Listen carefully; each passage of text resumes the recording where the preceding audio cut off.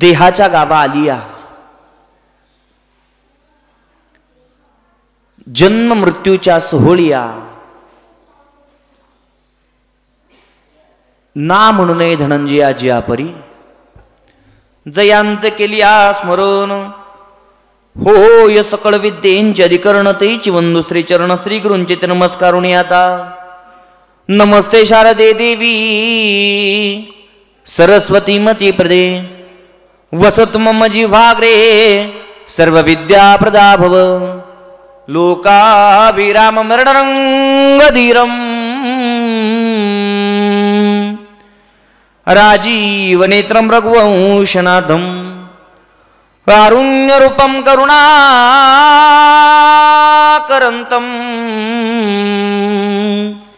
श्रीरामचंद्रम शरणं प्रपद्ये. मनोजवं मारुततुल्य वेगं जितेन्द्रियं बुद्धिमतामुरिष्टं, वातात्मजं वानरायुक्तं मुख्यं श्रीरामदूतं शरणं प्रपद्ये.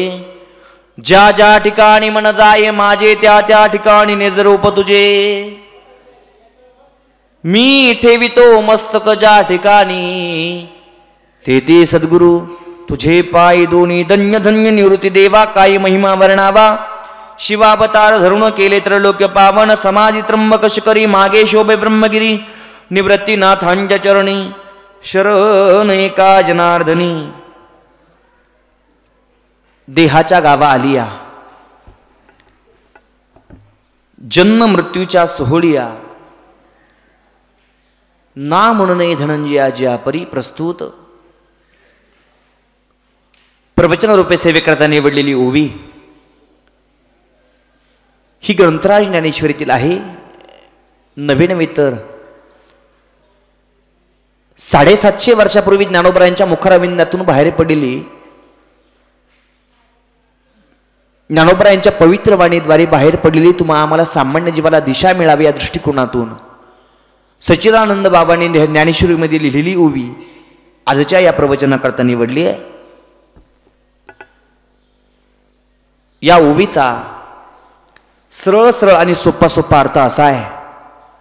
या ओवीद्वारा माऊली ज्ञानोबा तुम्हा आम्हाला प्रत्येकाला सामान्य जीवाला उपदेश करतात की बाबा हो, जे जी आधी हरूपी गावाला आली, ज्यांना ज्यांना हा नरदे मिळाला, ज्यांना ज्यांना हा 3.5 लाखाचा कारखाना मिळाला आहे, ज्यांना ज्यांना हा 3.5 लाखाचा मोबाईल मिळाला आहे, त्यांना त्यांना प्रत्येकाला जन्माच्या सोहळ्याला सामोरं जावं लागतं. आणि जो जन्माच्या सोहळ्याला सामोरा गेला त्या हरेक व्यक्तीला, हरेक जीवाला, हरेक माणसाला इच्छा नसताना देखील मृत्यूच्या सोहळ्याला सामोरं जावंच लागतं, नाही म्हणता येत नाही. अशा अर्थाची सरळ सरळ आणि सोपी सोपी ओवी आजच्या या प्रवचनाकरता निवडली. ज्ञानोबराय वर्णन करतात. ज्ञानोबराय म्हणतात, देहाच्या गावालिया, जन्म मृत्यूच्या सोहळिया, ना म्हणू नये धनंजया जिया परी. ज्याचा जन्म सोहळा संपन्न झाला त्याला इच्छा नसताना देखील मृत्यूच्या सोहळ्याला सामोरं जावं लागतं, नाही म्हणता येत नाही. ना म्हणू नये धनंजया जिया परी. अशा अर्थाची सरळ सरळ आणि सोपी सोपी ओवी आजच्या या प्रवचनाकरता निवडली आहे. या ओवीवरती चिंतन मांडण्यापूर्वी, विचार करण्यापूर्वी अल्पसा पर्याय द्यायचा तो म्हणजे असा, हा कार्यक्रम कशानिमित्त सर्वांना ज्ञात आहे, ठाऊक आहे, कल्पना आहे, परंतु सांगणं हे सांगणाराच किंवा वक्त्याचं आद्य कर्तव्य ठरत असते. येण्याने आज या ठिकाणी कैलासवासी भास्कर एकनाथ पवार आदरणीय काकांना तुमच्या आमच्यामधून जाऊन आज वर्ष पूर्ण होत आहे.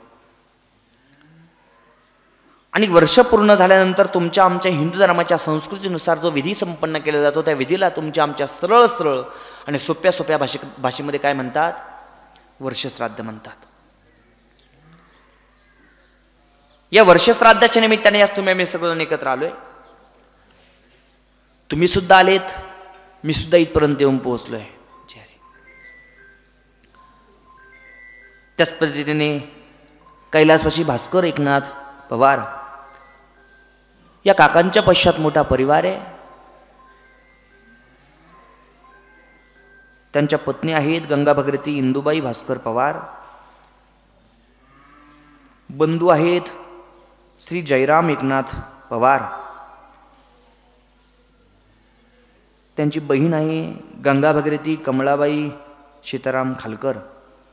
त्याच पद्धतीने मुलं आहेत श्री योगेश भास्कर पवार, श्री निलेश भास्कर पवार. दोघंही माझ्या जीवाचे आहेत. त्याच पद्धतीने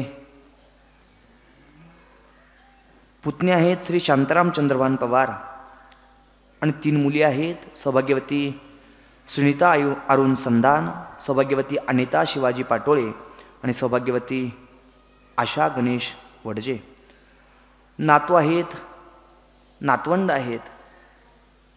2 सुना आहेत सौभाग्यवती ज्योती योगेश पवार, सौभाग्यवती माधुरी निलेश पवार.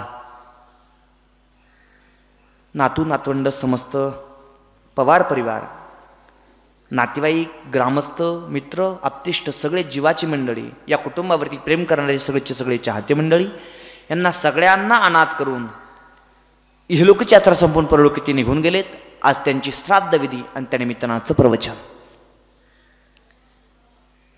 या वर्षश्राद्धाच्या निमित्ताने आज तुम्ही आम्ही सगळेजण एकत्र आलोय.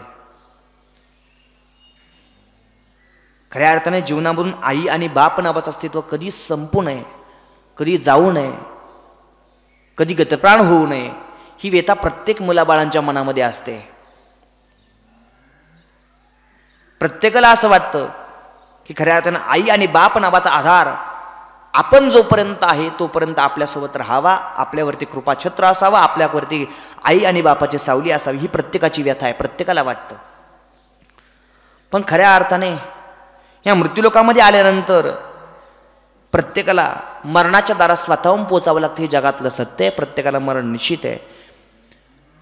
कोणत्या ना कोणत्या निमित्ताला सामोरं जाऊन काळाच्या पडद्याआड जावं लागतं. हे जगातलं सत्य आहे. प्रत्येकाला मरण निश्चित आहे. आणि तद्वत याच न्यायाने आदरणीय काकांना सुद्धा तुमच्या आमच्यामधून गतप्राण व्हावं लागलं, तुमच्या आमच्यामधून जावं लागलं. हे लोक सोडून परलोकी निघून गेलेत. आज त्यांची श्राद्ध विधी आहे आणि त्यानिमित्तानं आजचं प्रवचन आहे. ऐका. मग वर्षश्राद्ध म्हणजे नेमकं काय, का केलं जातं वर्षश्राद्ध, वर्षश्राद्ध केल्याचे फायदे नक्की काय, आणि वर्षश्राद्ध किंबहुना पिंडदान जर केलंच नाही तर तोटे तरी काय होतात, या सगळ्या गोष्टींचा विचार करत करत करत करत करत आजच्या श्लोकामध्ये, आजच्या ओळीमध्ये आपल्याला प्रवेश करायचा आहे. फक्त सर्वांगाचरण करू नये का, अगदी थोडंच सांगणारे, गोड सांगणारे, तुमच्या मनाला पटेल, रुचेल, आवडेल अशा भाषेमध्ये प्रवचन तुमच्या मनापर्यंत पोहोचवण्याचं काम करणारे. फक्त विनंती आहे की सर्वांगाचे गान करू नका, विक्षेप कोणी करू नका, बडबड कोणी करू नका. ऐका. आत्ता वाजले 11, बरोबर 12 वाजेपर्यंत मी तुमच्याशी बोलणार आहे. अगदी तुम्हाला पटेल, रुचेल, आवडेल अशा भाषेमध्ये पुरावे देत तुमच्या मनापर्यंत प्रवचन पोहोचवण्याचं काम करणार आहे. फक्त विनंती आहे की सर्वांगाचे गान करू नका. 12 वाजेपर्यंत तुमच्याशी बोलतोय, फक्त ऐका.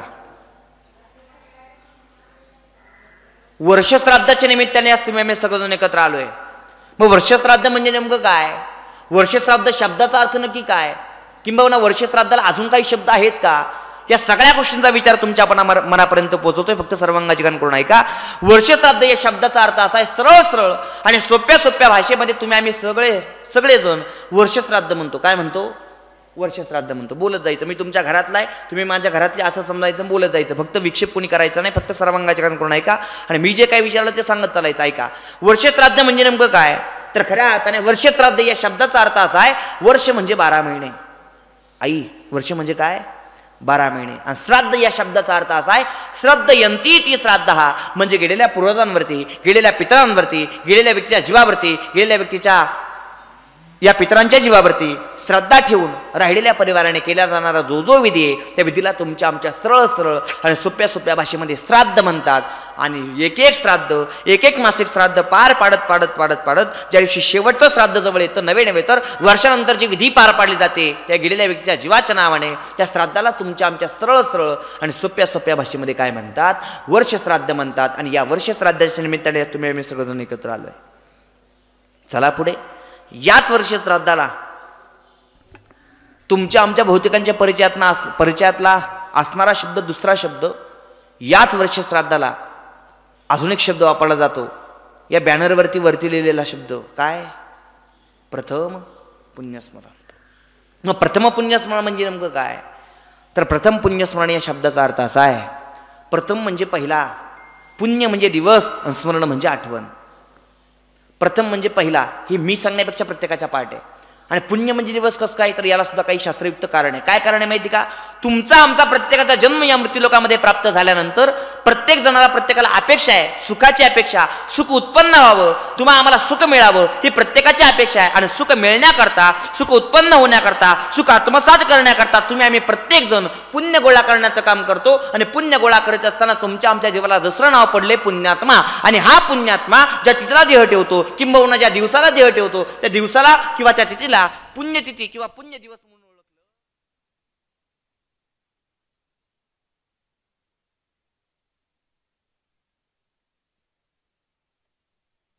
वर्षानंतर या गेलेल्या जीवाची आठवण काढणे म्हणजे स्मरण करणे, म्हणून पुण्य म्हणजे दिवस, स्मरण म्हणजे या प्रथम पुण्यस्मरणाच्या निमित्तानं.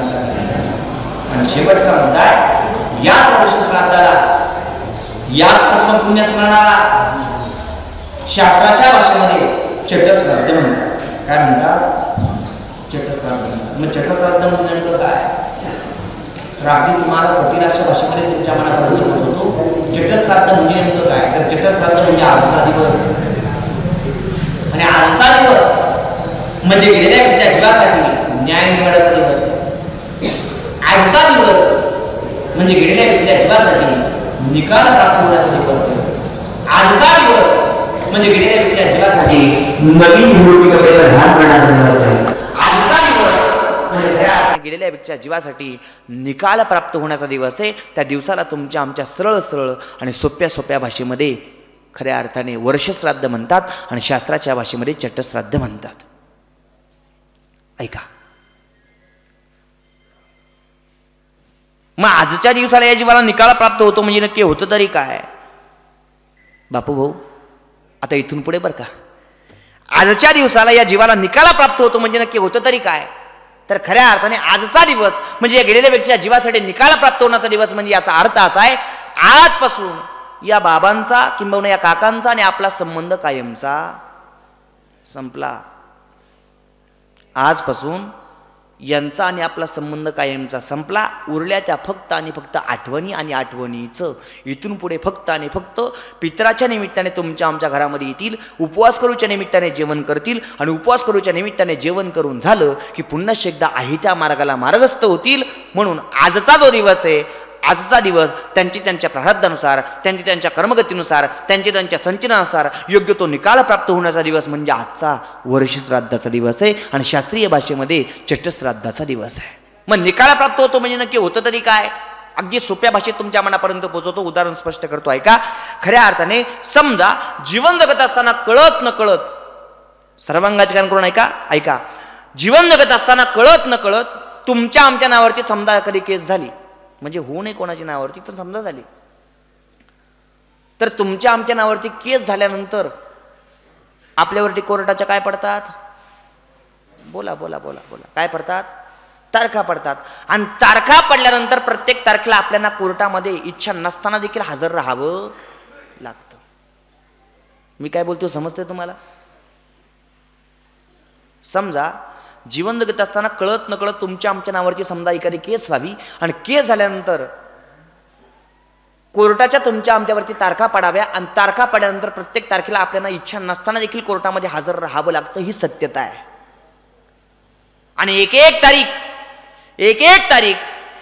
तारीख पार पाडत ज्या दिवशी शेवटची तारीख जवळ येते त्या दिवशी आपल्या मनाला दिलासा मिळतो की आजपासून कोर्टाचा आणि आपला संबंध कायमचा संपला. ज्या दिवशी शेवटची तारीख जवळ येते त्या दिवशी आपल्या मनाला दिलासा मिळतो की आजपासून कोर्टाचा आणि आपला संबंध कायमचा संपला. हे जसं आहे तसंच गेल्या वर्षी याच पुण्य दिवसाला, याच पुण्यतिथीला आदरणीय काकांच्या नावावरती मृत्यू नावाची केस झाली आणि 12 तारखे पडल्या. आणि 12 तारखे पडल्यानंतर प्रत्येक तारखेला काका तुमच्या आमच्या घरामध्ये येत होते. मासिक श्राद्धाच्या निमित्ताने, उपवास करूच्या निमित्ताने जेवण करत होते आणि पुन्हा एकदा आहे त्या मार्गाला मार्गस्थ होत होते. ती मासिक श्राद्धाची एक एक तारीख पार पाडत काकांचा जीव हा आजच्या दिवसापर्यंत येऊन पोहोचलाय. आणि आज त्यांच्या कर्मगतीनुसार, त्यांच्या संचितानुसार, त्यांच्या प्रारब्धानुसार त्यांना योग्य तो निकाल प्राप्त होणार आहे. बरोबर माध्यान्ह काळाला तो निकाल प्राप्त होण्याचा दिवस म्हणजे आजचा चटश्राद्धाचा दिवस आहे. त्या दिवसाला खऱ्या अर्थाने तुमच्या आमच्या सरळ सरळ आणि सोप्या सोप्या भाषेमध्ये वर्षश्राद्ध म्हणतात. मग आजच्या दिवसाला जर या जीवाला निकाल प्राप्त होतो, मग आजच्या दिवसापर्यंत हा जीव नक्की असतो तरी कुठं, तर या जीवाचा सुद्धा काही प्रवास सांगितला आहे. तो प्रवास शास्त्राच्या भाषेमध्ये खऱ्या अर्थाने योग्य पद्धतीने तुम्ही जर ऐकलेला जर असेल तर खऱ्या अर्थाने अगदी सोपा प्रवास सांगितला आहे. तो प्रवास मी तुमच्या मनापर्यंत सोप्या पद्धतीमध्ये पोहोचवतो. फक्त सर्वांगाचरण करून का अगदी 5 मिनिटामध्ये स्पर्श करून पुढे सरकतो. कोणतीही व्यक्ती गेल्या कोणत्याही व्यक्तीला लगेच मुक्ती प्राप्त होत नाही. मुक्ती प्राप्त होण्याचा दिवस म्हणजे वर्षश्राद्धाचा दिवस आहे. आणि या वर्षश्राद्धाच्या दिवसापर्यंत कोणत्याही व्यक्तीचा जीव हा तुमच्या आमच्यामध्येच असतो. त्याला कान नाही पण ऐकायला येतंय, डोळे नाही पण सगळं दिसतंय, त्वचा नाही पण स्पर्श जाणवतोय. माझ्या जाण्यामुळे कोण हसतंय, कोण रडतंय, कोणाला आनंद आहे, कोणाला दुःख आहे, या सगळ्या गोष्टी या गेलेल्या जीवाला ज्ञात असतात. कारण हा जो जीव आहे हा जीव आजच्या दिवसापर्यंत तुमच्या आमच्यामध्येच असतो. ही माझ्या मनाचा नाही. गरुड पुराणामध्ये प्रेतकल्प नावाचं एक प्रकरण आलेलं आहे आणि त्या प्रेतकल्पामध्ये या सगळ्या गोष्टीचा विचारलेला आहे. माझ्या मनाचं काही सांगणार नाही. बरं, गरुड पुराण ही बाजूला राहू द्या. अजून एक ग्रंथ आहे, मृत्यूनंतर पुढे काय असा एक ग्रंथ आहे. त्या ग्रंथामध्ये सुद्धा सगळ्या गोष्टीचा विचार विनिमय आलेला आहे. माझ्या मनाचं काही सांगणार नाही. फक्त तुमच्या मनापर्यंत पोहोचावा हा हेतू माझा आहे म्हणून तुमच्या मनापर्यंत पोहोचवतो. ऐका. कोणतीही व्यक्ती गतप्राण झाल्या कोणत्याही व्यक्तीला लगेच मुक्ती प्राप्त होत नाही. मग मुक्ती प्राप्त होण्याचा दिवस कोणता, तर आजचा वर्षश्राद्धाचा दिवस आहे. मग वर्षश्राद्धाच्या दिवसापर्यंत नक्की जीव असतो तरी कुठं, तर या जीवाचा प्रवास तुमच्या मनापर्यंत पोहोचतो. ऐका. खऱ्या अर्थाने माणूस निघून गेल्या कोणतीही व्यक्ती गतप्राण झाल्या कोणतीही व्यक्ती तुम्हाला आम्हाला अनाथ करून इहलोकी यात्रा संपून परलोकी निघून गेल्या लगेच त्या व्यक्तीला मुक्ती प्राप्त होत नाही. मग व्यक्तीचा जीव नक्की असतो तरी कुठं, तर कोणतीही व्यक्ती गतप्राण झाल्या कोणत्याही व्यक्तीचा जीव हा पहिल्यांदा त्याच शरीरामध्ये राहतो, त्याच शरीरामध्ये राहतो. तू म्हणशील महाराज तुम्ही आतापर्यंत चांगले बोलत होते, आता बिघडले का काय? पण मुद्दा सर्वांगाचरण करू नका, अर्धवट कोणी ऐकू नका. कोणतीही व्यक्ती गतप्राण झाल्या कोणत्याही व्यक्तीचा जीव पहिल्यांदा हा त्या शरीरामध्ये राहतो. मी पुरावे तुम्हाला सांगणार आहे, माझ्या मनाचं काही सांगणार नाही. आणि पुरावे सांगितल्यानंतर तुम्ही कळत नकळत माना कधी आशा कराल तुम्हाला सुद्धा कळणार नाही. फक्त सर्वांगाचरण करून ऐका. कोणत्याही व्यक्तीचा जीव पहिल्यांदा हा त्या शरीरामध्ये राहतो. आणि पूर्वीच्या काळी अशा काही प्रथा होत्या की त्या प्रथा आताही बहुतेक गावामध्ये आपल्याला पाहायला मिळतात, पण अलीकडे आपल्या गोदाकाठ परिसरामध्ये आपल्याला अनुभवायला मिळत नाही. त्या प्रथा पाहायला मिळत नाही. कारण आपल्याला एवढी घाई झाली की लोक दम काढायला तयार नाही. ही खूप मोठी शोकांतिका आपली आहे. कोणत्याही व्यक्तीचा जीव पहिल्यांदा हा त्या शरीरामध्ये राहतो. मग शरीराच्या बाहेर कधी जीव पडतो हा खूप महत्वाचा मुद्दा आहे. ज्या वेळेस आपण प्रेत यात्रा घेऊन स्मशानात जातो, स्मशानात जात असताना जाता जाता आपण रस्त्यामध्ये प्रेताला काय देतो बाबा? बोला बोला, एकदम बरोबर. काय देतो? विसावा देतो. आई, विसावा देत असताना बाबा विसावा देत असताना प्रेत खांद्यावरून खाली ठेवण्याच्या अगोदर त्या प्रेताच्या खाली काय ठेवलं जातं? बोला बोला बोला, एकदम बरोबर. भात सोडला जातो, पण भात सोडण्याच्या अगोदर प्रेत खांद्यावरून खाली ठेवण्याच्या अगोदर त्या प्रेताच्या खाली काहीतरी एक वस्तू ठेवली जाते. त्या वस्तूचं नाव काय आहे? एकदम बरोबर, तुम्हाला माहिती आहे सगळ्यांना, पण तुम्ही बोलत का बरं नाही? हां, ऐका. काय ठेवला जातो? दगड ठेवला जातो. आणि तोच दगड परत कुठे वापरला जातो? नदीवरती दष्टया विधीला वापरला जातो. बरोबर. दष्टया विधीला वापरतो इथपर्यंत ठीक आहे. दष्टया विधीला का वापरतात तर याचं कारण असं आहे, 10व्याच्या दिवसापर्यंत गेलेल्या व्यक्तीचा जीव हा त्या दगडामध्ये राहतो. त्या दगडाला तुमच्या आमच्या भाषेमध्ये दगड म्हणतात, पण शास्त्राच्या भाषेमध्ये त्या दगडाला जीवाश्म म्हणतात. का जीवाश्म म्हणतात तर याला सुद्धा काही कारण आहे. काय कारण आहे माहिती का? तर जीव म्हणजे गेलेला जीव आणि आश्म म्हणजे दगड. या आश्माचं आणि जीवाचं एकत्रीकरण या नाम जीवाश्म आणि त्याच जीवाश्माची पूजा 10व्या दिवशी केली जाते. ब्राह्मण काका येतात, त्यांच्या मंत्रांच्या साह्याने, विधीच्या साह्याने, मंत्र पुष्पांजलीच्या साह्याने खऱ्या अर्थाने त्या जीवाश्माची पूजा करतात. पिंडदान खऱ्या अर्थाने त्या जीवाच्या नावाने पार पडतात. पण खऱ्या अर्थाने 10व्या दिवसापर्यंत या जीवाचा जो जीव आहे, हा जीव त्या दगडामध्ये राहतो. पण शरीराच्या बाहेर कधी जीव पडतो हा सुद्धा खूप महत्वाचा मुद्दा आहे. दगडामध्ये जीव 10व्या दिवसापर्यंत असतो, पण शरीराच्या बाहेर कधी जीव पडतो हा खूप महत्वाचा मुद्दा आहे. ज्यावेळेस खऱ्या अर्थाने आपण त्या प्रेताला विसावा देत असताना तो जो जीव आहे, तो जीव खऱ्या अर्थाने शरीराच्या बाहेर पडत असताना विसावा दिल्यानंतर आपल्या या ब्रह्मचक्रापर्यंत येऊन पोहोचतो. आणि ब्रह्मचक्रापर्यंत येऊन पोहोचल्यानंतर खऱ्या अर्थाने ज्यावेळेस आपण प्रेताला अग्निडाग देतो, पूर्वीच्या काळी अशी प्रथा होती आणि आताही बहुतेक गावांमध्ये ती प्रथा आहे, बघायला मिळते आपल्याला बहुतेक गावांमध्ये.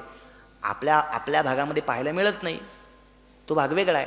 पण खऱ्या अर्थाने अजूनही बहुतेक गावांमध्ये ती प्रथा आपल्याला पाहायला मिळते. इथं जुने माणसं बसलेले, माझं खोटं वाटत असेल तर प्रवचन संपल्यानंतर त्यांना विचारा, ते तुम्हाला लगेच सांगतील. बाबा पूर्वीच्या काळी काय प्रथा होती हो? जोपर्यंत गेलेल्या व्यक्तीच्या डोक्याची कवटी फुटत नव्हती तोपर्यंत माणसं स्मशानाच्या बाहेर निघत. खरं आहे का खोटं आहे? खरं आहे का खोटं आहे? खरं आहे. अग्निडाग दिल्यानंतर जोपर्यंत डोक्याची कवटी फुटत नव्हती तोपर्यंत माणसं स्मशानाच्या बाहेर निघत नव्हती. याला कारण असं आहे, जोपर्यंत डोक्याची कवटी फुटत नाही तोपर्यंत या ब्रह्मचक्रातून जीव बाहेर पडत नाही. आणि एकदा की डोक्याची कवटी फुटली की घागर फोडायला आपण जो दगड वापरतो त्या जीवाश्मामध्ये तो जीव येऊन बसतो आणि 10व्या दिवसापर्यंत त्या दगडामध्ये तो जीव राहतो. 10व्या निमित्ताने ब्राह्मण काका येतात, त्यांच्या मंत्रांच्या साह्याने, विधीच्या साह्याने, मंत्र पुष्पांजलीच्या साह्याने त्या जीवाला शांती प्राप्त व्हावी या दृष्टिकोनातून 3 पिंड पाडतात. कावळा येतो, खऱ्या अर्थाने त्या पिंडाला स्पर्श करतो. पिंडाला स्पर्श करता क्षणी या जीवाची सुटका त्या दगडामधून प्राप्त व्हायला सुरुवात होते. सुटका होत असताना तिथून पुढच्या प्रवासामध्ये काही अडचणी नको, काही दुःख भोगणं नको, काही त्रास सहन करायला नको, याकरता या दृष्टिकोनातून खऱ्या अर्थाने सगळेचे सगळे नातेवाईक एकत्र येऊन तुमच्या आमच्या ठिकाणी असलेलं तिळतिळ पुण्य तिलांजलीच्या स्वरूपाने 10व्या निमित्ताने त्याच दगडाला आपण अर्पण करतो. आणि तिळतिळ पुण्य अर्पण करून झालं की पुन्हा एकदा ब्राह्मण काका त्यांच्या मंत्रांच्या साह्याने पूर्णपणे त्या जीवाश्मामधून, त्या दगडामधून या जीवाची सुटका प्राप्त करून देतात. आणि तो जो दगड आहे तो दगड डाव्या खांद्यावरून वाहत्या पाण्यामध्ये टाकून द्यायला लावतात. आणि दगडातून त्या जीवाची सुटका प्राप्त झाली की 13व्यापर्यंत हा जो जीव आहे हा जीव आपल्या गावच्या शिवेवरती राहतो. गावच्या शिवेवरती जीव राहतो. इकडे सोनगाव, इकडे माझमपूर, इकडे भेंडाळी, त्याच्यानंतर इकडे चाटोरी, त्याच्यानंतर इकडे नायगाव, अशा गावच्या शिवेवरती जीव राहतो. आणि गावच्या शिवेवरती जीव राहत असताना 13व्याचे 13 पिंड पाडले, काकस्पर्श झाला, 13व्याचे 13 माणसं जेवली की या जीवाचा प्रवास चालू होतो. तुमच्या आमच्या भाषेमध्ये या जीवाचा प्रवास 12 महिने चालतो आणि शास्त्राच्या भाषेमध्ये या जीवाचा प्रवास 12 दिवस चालतो. चालून या जीवाला भूक लागते म्हणून 12 दिवसाचे 12 जेवण ठरलेले असतात. आम्ही म्हणतो ना, आमच्या काकांचा पहिला महिना पहिलं जेवण, दुसरा महिना दुसरं जेवण, असे 12 महिन्याचे 12 मासिक श्राद्ध ठरलेले असतात. आणि 12चे 12 महिन्याचे जेवण या पितरांच्या नावाने खाऊ घालणं तुमचं आमचं प्रत्येकाचं कर्तव्य आहे. या जीवाच्या नावाने पिंडदान पार पाडणं तुमचं आमचं प्रत्येकाचं कर्तव्य आहे. काही लोक म्हणतात, महाराज आमच्या घरामध्ये मंगलकार्य आहे, आमच्या घरामध्ये आमच्या मुलीचं लग्न आहे, आमच्या घरामध्ये वास्तुशांती आहे, आमच्या घरामध्ये शुभकार्य आहे, त्याच्यामुळे आम्हाला पूर्णपणे वर्ष श्राद्ध करायचं नाही, आम्हाला 12चे 12 महिने करायचे नाही, आम्हाला 6.5 मासे वळवायचे, असे काही लोक म्हणतात. पण मंडळी, 6.5 मासे कधीच वळवायचे नाही. का वळवायचे नाही माहिती का? 6.5 मासे वळवल्यामुळे या पितरांची भूक अपूर्ण राहते. आणि या पितरांची भूक अपूर्ण राहिल्यामुळे हे पितर तुमच्या आमच्या कुटुंबावरती असंतुष्ट राहतात. असंतुष्ट राहिल्यामुळे तुमच्या आमच्या कुटुंबाला शाप देतात. आणि शाप दिल्यामुळे तुमच्या आमच्या कुटुंबाला पितृदोष लागतो. आणि पितृदोष लागल्यामुळे तुमच्या आमच्या कुटुंबामध्ये वाद घडतात, विवाद घडतात, कलह घडतात, कटकटी घडतात, भांडणं घडतात. माझ्या मनाचं नाही, 350 वर्षापूर्वीचा जगद्गुरु तुकोबरा यांचा पुरावा आहे. जगद्गुरु तुकोबरा म्हणतात, आहाकटात्यांचे करीती पितर, आहाकटात्यांचे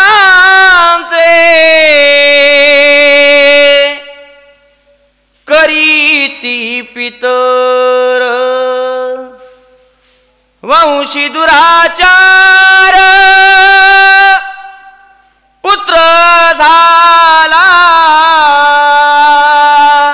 वंशी दुराचार पुत्र झाला. खऱ्या अर्थाने ज्यांच्या पुढे आलेला वंश, ज्यांच्या पुढे आलेला पत्य हे दुराचारी जन्माला आलं, त्यांचे जे पितर आहे त्यांचे पितर त्यांच्या कुटुंबाला नीट झोपू देत नाहीत. दुराचारी जन्माला येऊन पिंडदान पार पडलं नाही, त्यांचे जे पितर आहे त्यांचे पितर त्यांच्या कुटुंबाला नीट झोपू देत नाहीत, नीट खाऊ देत नाही, त्यांचं कोणतंही काम सिद्धत्वाला जाऊ देत नाहीत. त्यांच्या कुटुंबामध्ये वाद घडतात, विवाद घडतात, कलह घडतात, कटकटी घडतात, भांडणं घडतात. म्हणून 6.5 मासे कधीच वाढवायचे नाही. पूर्णपणे 12चे 12 महिन्याचे मासिक श्राद्ध पार पाडत पाडत पाडत पाडत वर्ष श्राद्धाच्या विधीपर्यंत जाऊन पोहोचणं म्हणजे पितरांना संतुष्ट करणं आहे. आणि हे जर असंतुष्ट जर राहिले तर हे जे पितर आहे हे पितर तुमच्या आमच्या कुटुंबावरती खऱ्या अर्थाने असंतुष्ट राहून तुमच्या आमच्या कुटुंबाला शाप देतात. आहा कटा त्यांचे करी ती पितर आणि वंशी दुराचार पुत्र झाला या उक्तीनुसार खऱ्या अर्थाने तुमच्या आमच्या कुटुंबाला शाप देतात. आणि शाप दिल्यामुळे तुमच्या आमच्या कुटुंबामध्ये सुख समाधान टिकत नाही, लक्ष्मी थांबत नाही, रागा वाद विवाद कलह कटकटी या सगळ्या गोष्टी तुमच्या आमच्या कुटुंबामध्ये घडतात. आणि अशा घटना आपल्या घरामध्ये घडायला लागल्या की मग आपण ब्राह्मण काकापर्यंत जाऊन पोहोचतो. काका इथून मग आमच्या घरामध्ये असं कधीच घडत नव्हतं, आता का घडतं? ब्राह्मण काका म्हणतात तुमच्या घराला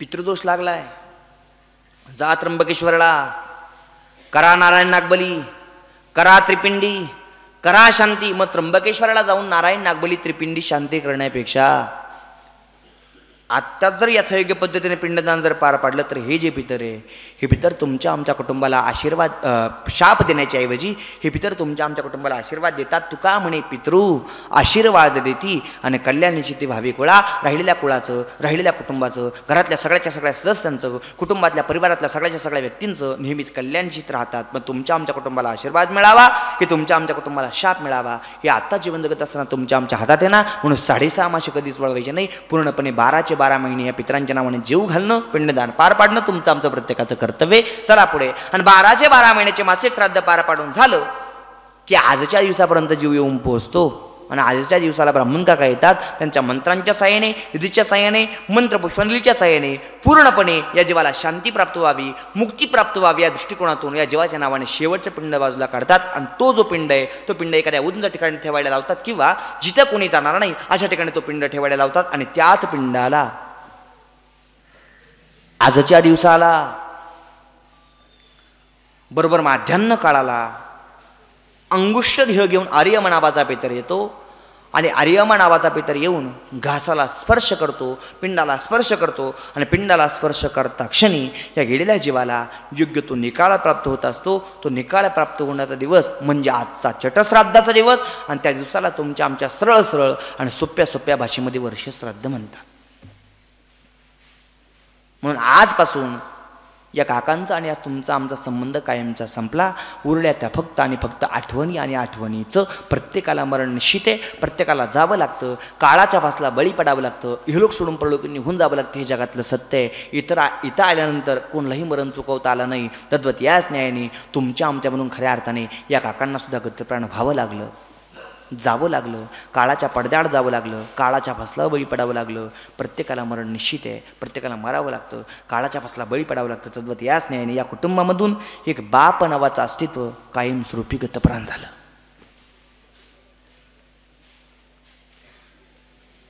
प्रत्येकाला मरण निश्चित आहे. आणि ज्ञानोबराय स्पष्ट करतात, ज्ञानोबराय वर्णन करतात, अरे बाबू ज्यांना ज्यांना हा नरदेह मिळाला आहे, ज्यांना ज्यांना हा 3.5 हाताचा कारखाना मिळाला आहे, ज्यांना ज्यांना हा 3.5 हाताचा मोबाईल मिळाला आहे, त्यांना त्यांना प्रत्येकाला खऱ्या अर्थाने मृत्यूच्या सोहळ्याला सामोरं जावंच लागतं. हे जगातलं सत्य आहे.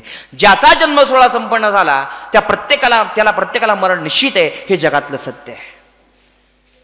देहाच्या गावा आलिया जन्म मृत्यूच्या सोहळिया, ना म्हणू नये धनंजया जिया परी. खऱ्या अर्थाने प्रत्येकाला मरण निश्चित आहे. आणि हे मी सांगण्यापेक्षा प्रत्येकाच्या पाठ आहे. ज्याचा जन्म सोहळा संपन्न झाला त्याला जावं लागतं. हे जगातलं सत्य आहे. ज्याचा ईश्वरूपी काळ भरला त्याला किती जरी वाचवण्याचा प्रयत्न केला तरी आपण वाचू शकत नाही.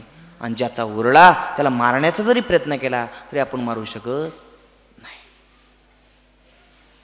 आले देवाजीच्या मना तिथे कोणाचे चालेना. खऱ्या अर्थानं देवाच्या मनात आलं की काळाला आदेश द्यावा आणि काळाने मागचा पुढचा विचार न करता काळाने झडप घालावी आणि खऱ्या अर्थाने प्रत्येक व्यक्तीला हे जग सोडून घेऊन जावं ही काळाचं काम आहे. ही सगळी सत्ता देवाची आहे. प्रत्येकाला मरण निश्चित आहे. जन्मही देवाच्या हातात आहे आणि मृत्यूसुद्धा देवाच्या हातात आहे. प्रत्येकाला मरण निश्चित आहे. प्रत्येकाला मरावं लागतं. काळाच्या फासला बळी पडावं लागतं. जगद्गुरु तुकोबाराय तर म्हणतात, अरे बाबो तुम्हा आम्हाला प्रत्येकाला इथं यावं लागतं, राहावं लागतं, इथलं कार्य संपल्यानंतर निघून जावं लागतं, यात नवल नाही.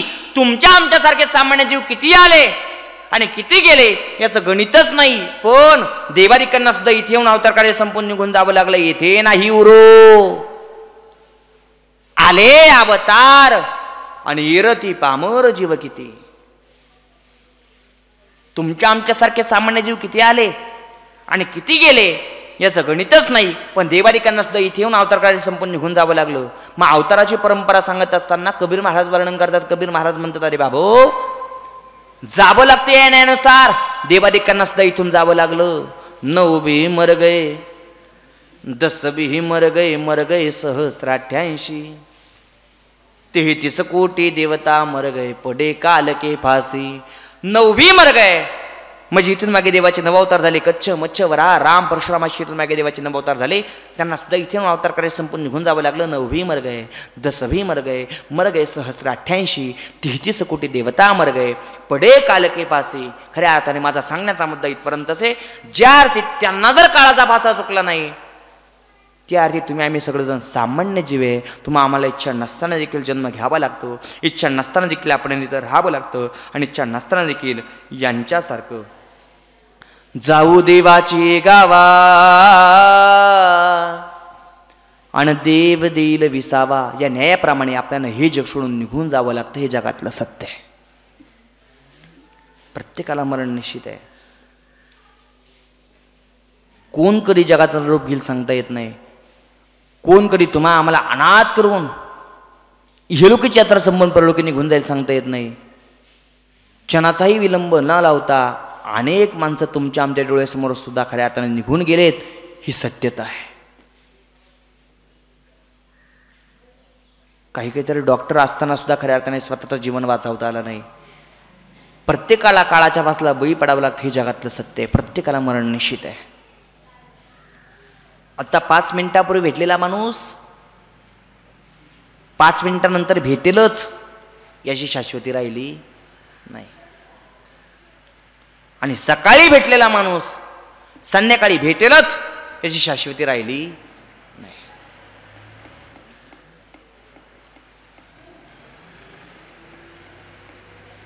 कोण कधी जगाचा निरोप घेईल सांगता येत नाही. कोण कधी तुम्हाला आम्हाला अनाथ करून हे लोक सोडून परलोकी निघून जायला सांगता येत नाही. प्रत्येकाला मरण निश्चित आहे. प्रत्येकाला मरावं लागतं. काळाच्या फासला बळी पडावं लागतं. जगातलं सत्य आहे. आणि जावं लागतं या न्यायानुसार. कालपर्यंत अनेक माणसं गेले, आजही अनेक माणसं जाणार आहे आणि इथून पुढे सुद्धा अनेक माणसं जाणार आहे. जावं लागतं या न्यायानुसार. कालपर्यंत अनेक माणसं गेले,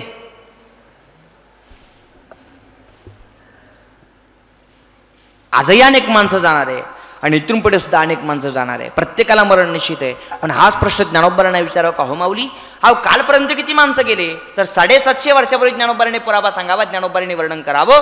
आणि ज्ञानोबांच्या 750 वर्षापूर्वी ज्ञानोबांच्या मुखारविंदातून बाहेर पडलेली जी शब्दवाणी आहे ती शब्दवाणी आज आत्ता या क्षणाला जीवन जगत असताना खरी ठरते. ज्ञानोबा वर्णन करतात, अरे बाबो जावं लागतं हे न्यायानुसार. कालपर्यंत अनेक माणसं गेले, आजा मेला पंजा मेला बाप मसना गेला,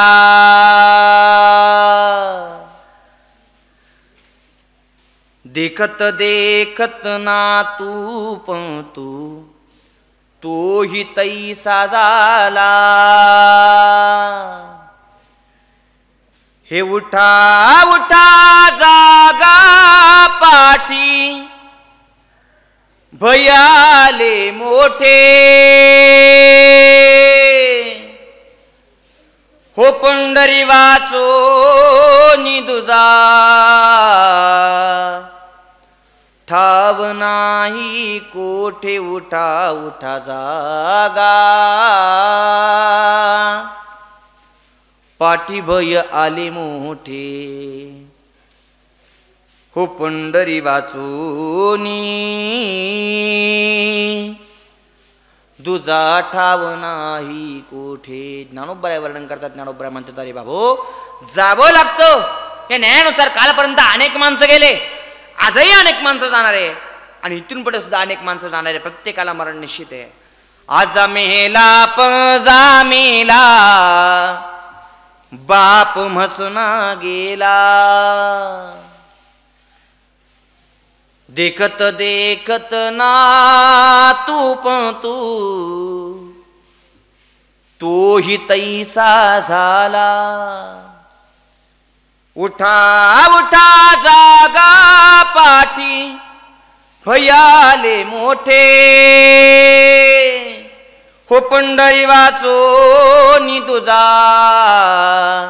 ठाव नाही कोठे उठा उठा जागा, पाठीभय आले मोठे हो पंढरी वाचोनी, दुजा ठाव नाही कोठे. जावं लागतं. या न्यायानुसार कालपर्यंत अनेक माणसं गेले आणि जाणाऱ्यांच्या यादीमध्ये खऱ्या अर्थाने ज्ञानोबराय वर्णन करतात. ज्ञानोबराय म्हणतात आजा मेला म्हणजे आजोबांच्या वयातले गेले, पंजा मेला म्हणजे पंजवांच्या वयातले गेले. आजा मेला पंजा मेला बाप मसना गेला. आणि आज संध्याकाळपर्यंत कदाचित आपल्या डोळ्या देखत पाहता पाहता आपले नातू, आपले पंतू, आपले मुलं बाळ हे सुद्धा सगळे तसेच होणार आहे. इथं राहायला कोणी चालत नाही. प्रत्येकाला मरण निश्चित आहे. प्रत्येकाला जावं लागतं. काळाच्या फासला बळी पडावं लागतं. हे लोक सोडून पडलो की निघून जावं लागते. जगातलं सत्य आहे. आणि जावं लागतं. या न्यायानुसार कालपर्यंत अनेक माणसं गेले. आजा मेला पंजा मेला बाप मसना गेला. आणि कदाचित आपल्या डोळ्यात देखत देखत पाहता पाहता आपले नातू, आपले पंतू, आपले मुलं बाळ हे सुद्धा सगळे तसेच होणारे. इथं राहायला कोणी चालत नाही. आणि हा पुरावा आत्ताचा नाही, हा 750 वर्षापूर्वीचा पुरावा आहे. आणि तो पुरावा आज आत्ता या क्षणाला जीवन जगत असताना खरा ठरतोय. ज्ञानोबराय वर्णन करतात देखत देखत नातू पंतू तोही तैसा झाला. आणि तुमच्या आमच्या डोळ्यासमोरच्या अनेक उदाहरणं आपल्याला अनुभवात आलेले उदाहरणं आहे. तुमच्या आमच्या डोळ्यासमोरच्या अनेक उदाहरणं आहेत. काय अनेकांच्या जीवनामधून जीवन जगत असताना तरणेवाण मुलं संपून गेलेत, नातू संपलेत, पंतू संपलेत. आणि हे आत्ताचं नाही, हे काही काळ अगोदर संतांच्या मुखातून बाहेर पडलेली शब्दवाणी आहे. देखत देखत नातू पंतू तोही तैसा झाला. पाहता पाहता आपल्या डोळे देखत आपले नातू, आपले पंतू, आपले मुलं बाळ हे सुद्धा सगळे तेच होणार आहे. पण मंडळी, हे जे दुःख आहे, डोळे देखत तरडेबाण मुलं निघून जाणे, तरडेबाण नातू निघून जाणं, म्हातारपणाचा आधार संपणं, म्हातारपणाची काठी संपणं, कुटुंबावरती अंधार पडणं, कुटुंबावरती दुःखाचा डोंगर कोसळणं, हे जे दुःख आहे, हे दुःख जगातलं सगळ्यात मोठं दुःख सांगितलं आहे. भागवतकार वर्णन करतात. भागवतकार म्हणतात अरे बाबो सर्वांगाचयन करून ऐका, 5 मिनिटं फक्त ऐका. भागवतकार वर्णन करतात. भागवतकार म्हणतात अरे बाबो आपण लहान असावं आणि लहान असताना आपले आईवडील मरावे, हे खूप मोठं दुःख सांगितलं आहे. किती लहान, आपल्याला सगळ्यांना शाळेत जाणं आणि घरी येणं या व्यतिरिक्त काहीच माहिती नाही. प्रत्येक गोष्ट करीत असताना आईवडिलांचा आधार आपल्याला घ्यावा लागतो. बाबा हे करू का, आई ते करू का, बाबा हे केल्यानं काय होईल हो, आई अगं आई ते केल्यानं काय होईल ग, अशा कमी काळात आणि कमी वयात आपले आईवडील निघून जाणे हे जे दुःख आहे, हे दुःख जगातलं सगळ्यात मोठं दुःख सांगितलंय. आणि मित्र अजून थोडंसं पलीकडे जाऊन बोलेल, खऱ्या अर्थाने लहान वयामध्ये आईवडील निघून जाणं हे दुःख आहेच, पण थोडंसं पलीकडे जाऊन बोलेल ऐका, आयुष्यातल्या कोणत्याही टर्निंग पॉईंटवरती जरी आपण असलो आणि कोणत्याही वयात जरी असलो तरी खऱ्या अर्थाने आई आणि बाप नावाचं अस्तित्व जीवनामधून संपलं की संपूर्ण आयुष्य खऱ्या अर्थाने कोरडं पडल्याशिवाय राहत नाही.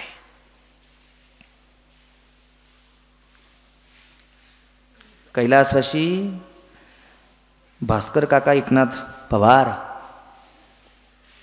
गेल्या वर्षी गतप्राण झालेत.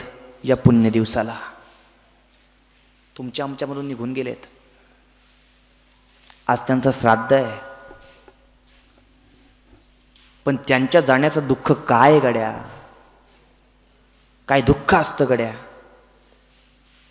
या 3 मुलींना आणि 2 मुलींना कळतंय. या 3 मुली आहेत, रक्षाबंधनला जर गेल्या तर दिवाळीला घरी यायच्या, आणि दिवाळीला जर गेल्या तर रक्षाबंधनला माहेरला यायच्या. पण दिवाळीपासून तर रक्षाबंधनपर्यंत सासरला केलेल्या कामाचा थकवा आणि शिनबाग, किंबहुना रक्षाबंधन पासून तर दिवाळीपर्यंत सासरला केलेल्या कामाचा थकवा आणि शिनबाग माहेरला आल्यानंतर बापाच्या चेहऱ्याकडे जरी नुसतं पाहिलं तर चेहऱ्याकडे पाहिल्या पाहिल्या थकवा आणि शिनबाग निघून जात होता. ते थकवा आणि शिनबाग निघून जाण्याचं बाप नावाचं अस्तित्व या कुटुंबामधून कायमस्वरूपी गतप्राण झालं.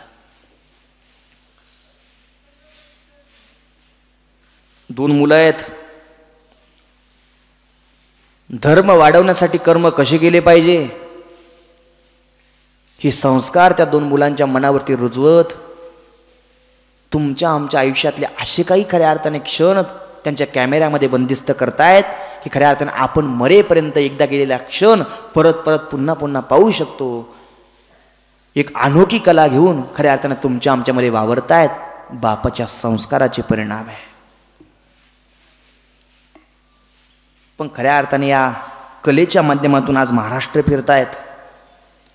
या कलेच्या माध्यमातून अनेक मोठमोठ्यांच्या संगतीमध्ये जात आहेत आणि या कलेच्या माध्यमातून त्यांच्या पाठीवरची शाबासकीची थाप सुद्धा पडत असेल.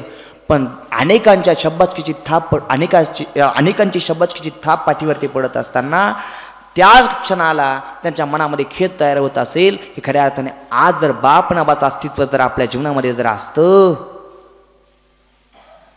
तर खऱ्या अर्थानं बाकीच्यांच्या शाबासकीच्या थापेमध्ये जेवढं प्रेम नाही, जेवढी आपुलकी नाही, तेवढी आपुलकी आणि तेवढं प्रेम बापाच्या शाबासकीच्या थापेमध्ये असते. हे प्रत्येक क्षणाक्षणाला त्यांना जाणवत असेल.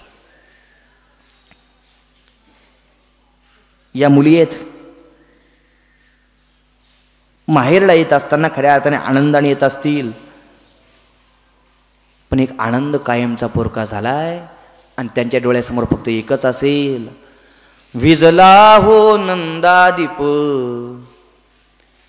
कशी जाऊ मी मंदिरा, सावळी ग माझी आई,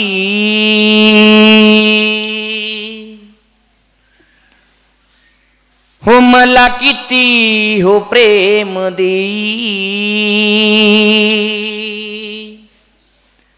विजला हो नंदादीप कशी जाऊ मी मंदिरा.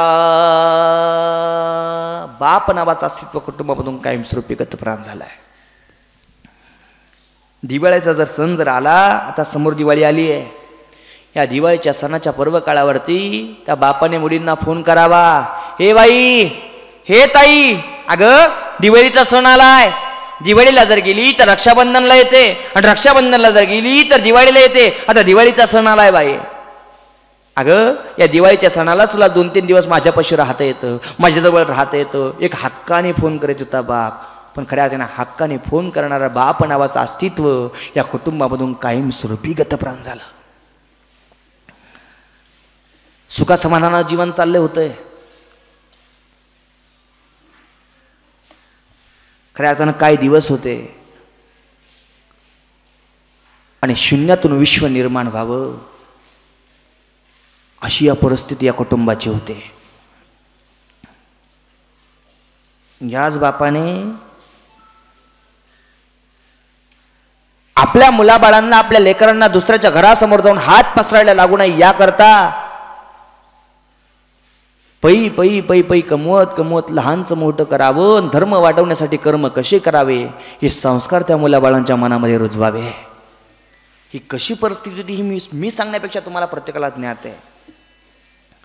20 ते 25 वर्ष खऱ्या अर्थाने आपल्या स्वतःच्या लेकरा बाळा करता आपलं कुटुंब उपवाशी झोपू नये याकरता आपल्या शेजारच्या बाजारपेठेमध्ये किराणा दुकानामध्ये खऱ्या अर्थाने रोजाने काम करावं आणि रोजंदारीवरती आपलं कुटुंब खऱ्या अर्थाने उपवाशी झोपू नये याकरता सुखसमाधानानं झोपावं याकरता खऱ्या अर्थाने पै पै पै पै गोळा करीत मुलाबाळांना लहानचं मोठं करावं.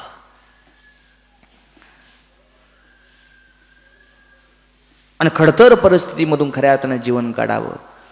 आज 2 भाऊ आहेत, त्यांचे चिरंजीव, दोघं भावंड खऱ्या अर्थाने व्यवस्थित पद्धतीमध्ये आपलं कुटुंब चालवत आहेत.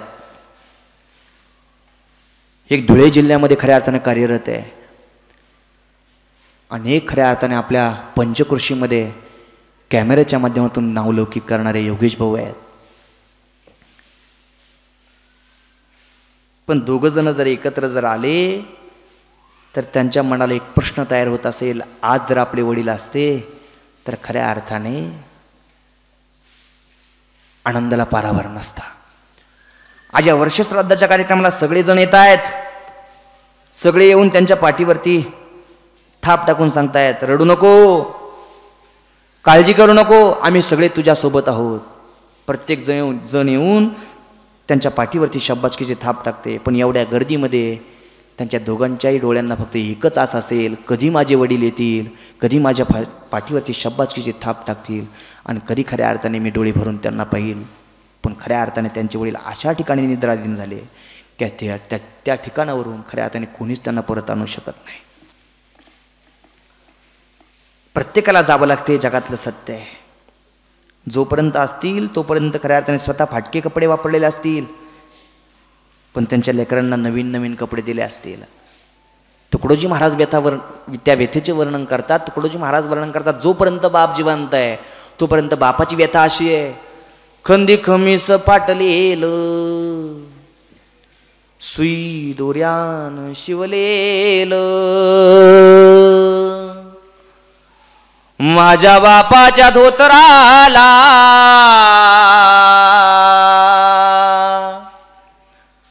सदा थिगाळ जोडलेलं, आली जतरा गावाची बाप परगावी जायाचा, उदार पादार कपडे पोरांना नायचा, जुन्या फाटक्यात बाप जत्रेत फिरायचा, आमुच्या सुखाची चिंता सदा मनात करायचा,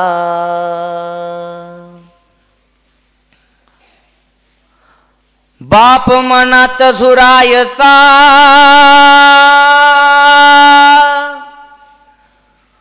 लग्न लेकीच करीन, हुंड्या भांड्यासाठी शेतमळ्याला विकीन, ही बापाची व्यथा आहे. असा कनवाळू बाप मला सोडून या गेला, तुकड्या म्हणे माझा जीव असा वनवासी नासी झाला. प्रत्येकाला जावं लागतं, हे काळाचं खऱ्या हे जगातलं सत्य आहे. प्रत्येकाला काळाच्या पासला बळी पडावं लागतं, हे जगातलं सत्य आहे. प्रत्येकाला मरण निश्चित आहे. एक एक दिवस खऱ्या अर्थाने गरिबीमध्ये काढत काढत काढत आज सुखाचे दिवस आले आहेत. पण सुखाचे दिवस आल्यानंतर बाप नावाचा अस्तित्व कुटुंबामधून गतप्राण झालं आहे. बाप नावाचा सूर्य या कुटुंबामधून कायमस्वरूपी आस्ताला निघून गेला आहे. आणि एकदा की बाप नावाचा सूर्य कुटुंबामधून गतप्राण झाला की त्या कुटुंबावरती, त्या परिवारावरती खऱ्या अर्थाने जो अंधार पडतो, तो अंधार कितीही उलटेची दिवे, कितीही मरकुरी बल्ब, नवे नवे लाखो करोडो मेणबत्त्या जरी लावल्या तरी तो प्रकाश भरून निघत नाही. तो बाप गेल्याचा अंधार असतो आणि तो बाप गेल्याचा अंधार या कुटुंबावरती कोसळला आहे. पण प्रत्येकाला जावं लागतं, हे जगातलं सत्य आहे. आज दोघं भाऊ जर एकत्र जर आले तर एकमेकांच्या मनाला सांगत असतील, दादा काय होत दादा पुल्याकड पहिलं, काय जीवन होत तुम्ही सार पाहिलं. आज आपण मोठ मोठ पद गाठलं, आज आपण मोठ मोठ पद गाठलं, सारधनाच गाठोड आपुल्याला वाटलं. नवीन मित्र नाथ महाराज वर्णन करतात, भागवतकार वर्णन करतात. भागवतकार म्हणतात, अरे बाबो आपण लहान असावं आणि लहान असताना आपले आईवडील मरावे, हे खूप मोठं दुःख सांगितलं आहे. भर तारुण्यात यावं, भर तारुण्यात आल्यानंतर आपली पत्नी किंवा आपला पती मरावा, हे त्याच्यापेक्षा मोठं दुःख सांगितलं आहे. आणि त्याच्याही पलीकडे जाऊन भागवतकार वर्णन करतात. भागवतकार म्हणतात, अरे बाबो आपण म्हातारं व्हावं आणि म्हातारं झाल्यानंतर आपला तरुणाबाण मुलगा, तरुणाबाण नातू आणि तरुणाबाण पण तो आपल्या डोळ्यात देखत नाही सा बाबा, हे जे दुःख आहे हे दुःख जगातलं सगळ्यात मोठं दुःख सांगितलं आहे. ऐका पुरावा. भागवतकार वर्णन करतात. भागवतकार म्हणतात, पिता देखता पुत्र मरे, पुत्र देखो नि पिता सुरे, काळे काळे अवघे सरे, कुणी नुरे क्रियेसी. प्रत्येकाला मरण निश्चित आहे. प्रत्येकाला मरावं लागतं, काळाच्या वासला बळी पडावं लागतं, इहलोक सोडून परलोकी निघून जावं लागतं. हे जगातलं सत्य आहे. इथं राहायला कुणी चाललं नाही. पण हे जे दुःख आहे, हे दुःख खऱ्या अर्थाने जगातले सगळ्यात मोठं दुःख सांगितलं आहे. म्हणून ज्ञानोबा वर्णन करतात, देखत देखत नातू पंतू तोही तैसा झाला. पाहता पाहता आपल्या डोळे देखत आपले नातू, आपले पंतू, आपले मुलं बाळ हे सुद्धा सगळे तसेच होणार आहे. इथं राहायला कुणी चाललं नाही. प्रत्येकाला मरण निश्चित आहे. मग जन्मही तुमच्या आमच्या हातात नाही मंडळी, आणि मृत्यूसुद्धा तुमच्या आमच्या हातात नाही. पण जन्माच्या नंतर आणि मृत्यूच्या अगोदर जो ऐश्वरूपी काळ तुमच्या आमच्या पदरात पडलाय, त्या ऐश्वरूपी काळामध्ये जीवन जगत असताना जन्म आणि मृत्यू ज्या देवाच्या हातात आहे, त्या देवाचं भजन करणं तुमच्या आमच्या प्रत्येकाच्या हातात आहे ना. मग त्या देवाचं भजन करा. त्याच्याकरताच तुम्हाला आम्हाला जन्म प्राप्त झालाय. कशाकरता? देवे दिला देह भजन गोमटा. देवाचं भजन करण्याकरता तुम्हाला आम्हाला जन्म प्राप्त झालाय ना. मग तुमचं आमचं आयुष्य सार्थकी लागावं, हा उद्देश आधी करून सर्व संत महात्म्यांच्या मनामध्ये होता. नवे नव्हे तर ज्ञानोबरायांच्या मनामध्ये होता, जगद्गुरु तुकोबरायांच्या मनामध्ये होता, नाथ महाराजांच्या मनामध्ये होता, नामदेव महाराजांच्या मनामध्ये होता. आणि हा उद्देश मनामध्ये ठेवत या संत महात्म्याने वेळोवेळी तुम्हाला आम्हाला जागा केलं. अरे बाबा हो, इथून मागच्या आयुष्यामध्ये तुम्ही कसं राहिले, कसं आचरण ठेवलं, कसं जीवन जगले, हे सगळं तुमच्या आमच्या हातामध्ये होतं. पण इथून पुढच्या आयुष्यामध्ये जीवन जगत असताना जाग होणं हे तुमचं आमचं प्रत्येकाचं कर्तव्य आहे. म्हणून जाग व्हा. ज्ञानोबा वर्णन करतात, उठा उठा जागा, पाठी भय आले मोठे. प्रत्येकाच्या पाठीमागे भीती आहे. कशाची भीती? यमाची भीती, काळाची भीती. हा जो यम आहे, हा जो काळ आहे, हा आता सुद्धा तुमच्या आमच्या प्रत्येकाच्या पाठीमागे उभा आहे. आणि प्रत्येक क्षणाक्षणाला हा काळ तुमच्या आमच्या देहाची वाट पाहतोय. आणि ज्या दिवशी या काळाला देवाचा आदेश येईल की बाबा याचं भरलं, त्या दिवशी काळ विचार करणार नाही. हा बंगल्यात राहतो, मग याला कसं काय न्यायचं. त्या दिवशी काळ विचार करणार नाही. हा झोपडीत राहतो, मग याला कसं काय न्यायचं. हा रस्त्यावरती राहतो, मी याला कसं काही न्यायचं? अजिबात नाही. काळाची यादीला नाव आलं की गरीब असू द्या, श्रीमंत असू द्या, बंगल्यात असू द्या, झोपडीतला असू द्या, किती कोट्याची जरी असला तरी खऱ्या अर्थाने काळाच्या बासला बळी पडावं लागतं आणि कोटीच्या बंगल्याच्या बाहेर निघावं लागतं. हे जगातलं सत्य आहे. मौत जब तुझको आवाज देगी, घर से बाहर निकलना पड़ेगा. जिंदगी एक किराए का घर है, एक ना एक दिन बदलना पड़ेगा. मौत जब तुझको आवाज देगी, घर से बाहर निकलना पडेगा. ज्या दिवशी काळाची दृष्टी तुमच्या आमच्यावरती पडली रे पडली, त्या दिवशी आपण किती जरी कोटीचा बंगला बांधलेला असला तर त्या कोटीच्या बंगल्याच्या बाहेर आपल्याला निघावं लागतं. हे जगातलं सत्य आहे. प्रत्येकाला मरण निश्चित आहे. मग जन्मही तुमच्या आमच्या हातात नाही आणि मृत्यूही तुमच्या आमच्या हातात नाही ना. मग खऱ्या अर्थाने जन्म आणि मृत्यू ज्या देवाच्या हातात आहे, त्या देवाचं भजन करणं तुमच्या आमच्या प्रत्येकाच्या हातात आहे आणि त्याच्याकरताच तुम्हाला आम्हाला जन्म प्राप्त झाला आहे. त्या देवाने खऱ्या अर्थाने तुम्हाला आम्हाला हे शरीर देत असताना खऱ्या अर्थाने सगळेचे सगळे अवयव योग्य पद्धतीने तुमच्या आमच्या पदरामध्ये टाकलेत. तुम्हाला आम्हाला हात दिले टाळी वाजवण्याकरता, मुख दिलंय देवाचं वर्णन करण्याकरता, देवाची स्तुती करण्याकरता, कान दिले त्याची कीर्ती ऐकण्याकरता, पाय दिले त्याची तीर्थयात्रा करण्याकरता. म्हणून जव हे सकळ सिद्ध आहे, हात चालाव या पाय, तव तू आपुले स्वहित पाय. तीर्थयात्रा जाय चुकू नको, जव हा काळ असे दुरी ठेला.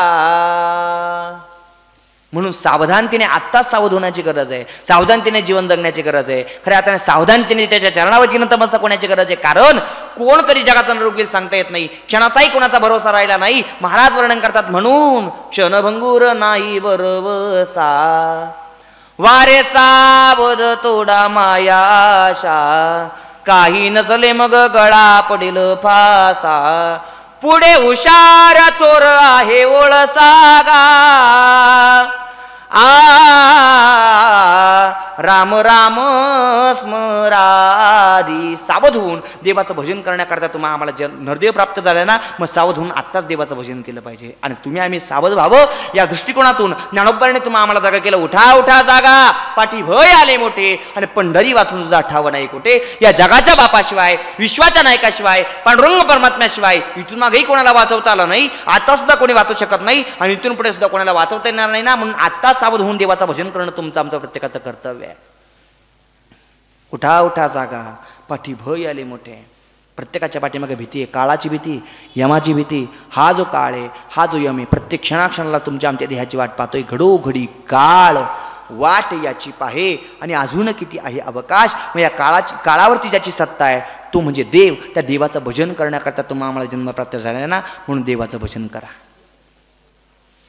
मग का हो महाराज, देवाचं भजन केल्याचा आम्हाला काही फायदा आहे का?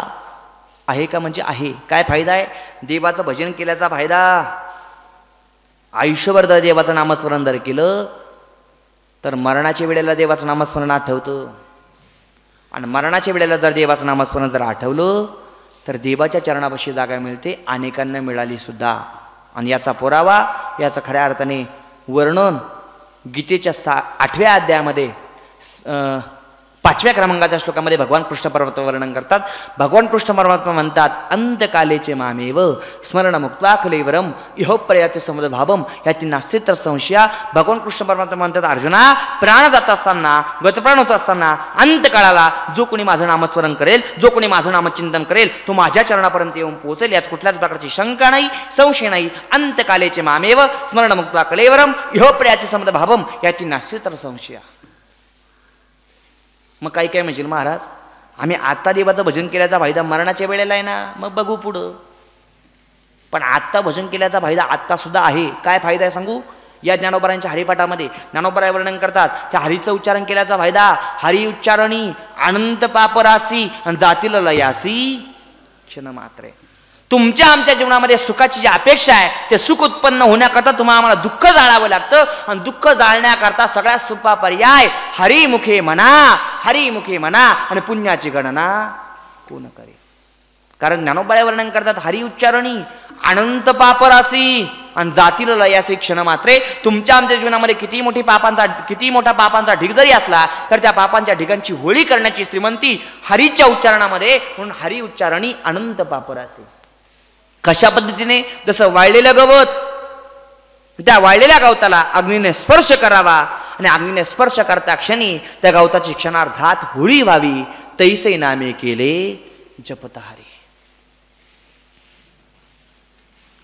जसं गवताला अग्नीने स्पर्श करावा आणि अग्नीने स्पर्श केल्यानंतर क्षणार्धात गवताची होळी व्हावी, तसं खऱ्या अर्थाने तुमच्या आमच्या जीवनामध्ये किती मोठा पापाचा ढीग जरी असला पण एका नामस्मरणाने त्या पापाच्या ढिगाला स्पर्श जरी केला तर क्षणार्धात पापांची होळी करण्याची श्रीमंती त्या हरीच्या उच्चारणामध्ये. मग अहो महाराज नुसते पापच जाळतात का? पापच जाळतात यात नवल नाही. थोडंसं याच्याही पलीकडे जाऊन बोलतो. काय माहिती का? देवाचं नामस्मरण जर केलं तर कोणत्या बाबापर्यंत जायची गरज पडत नाही. देवाचं नामस्मरण जर केलं तर कोणत्या भक्तापर्यंत जायची गरज पडत नाही. कारण या हरीच्या उच्चारणामध्ये एवढी मोठी श्रीमंती आहे. तुम्हाला ऐकायला थोडंसं कडू वाटेल पण सत्य आहे. ऐका. काय माहिती का? ज्ञानोबांनी 750 वर्षापूर्वी पुरावा सांगितला आहे आणि तो सांगितलेला पुराव्याचा अनुभव आजही बहुतेक जणांना आलेला आहे. म्हणून तो अनुभव तुमच्या मनापर्यंत पोहोचवतो. खऱ्या अर्थाने त्या हरीचा उच्चारणाचा अधिकार तुमच्या मनापर्यंत पोहोचवतो. या हरी उच्चारणामुळे खऱ्या अर्थाने तुमच्या आमच्या जीवनातील पाप चालतात यात नवल नाही. ज्ञानोबा वर्णन करतात. ज्ञानोबा म्हणतात तुमच्या आमच्या घराला किती भुताळ्या लागू द्या,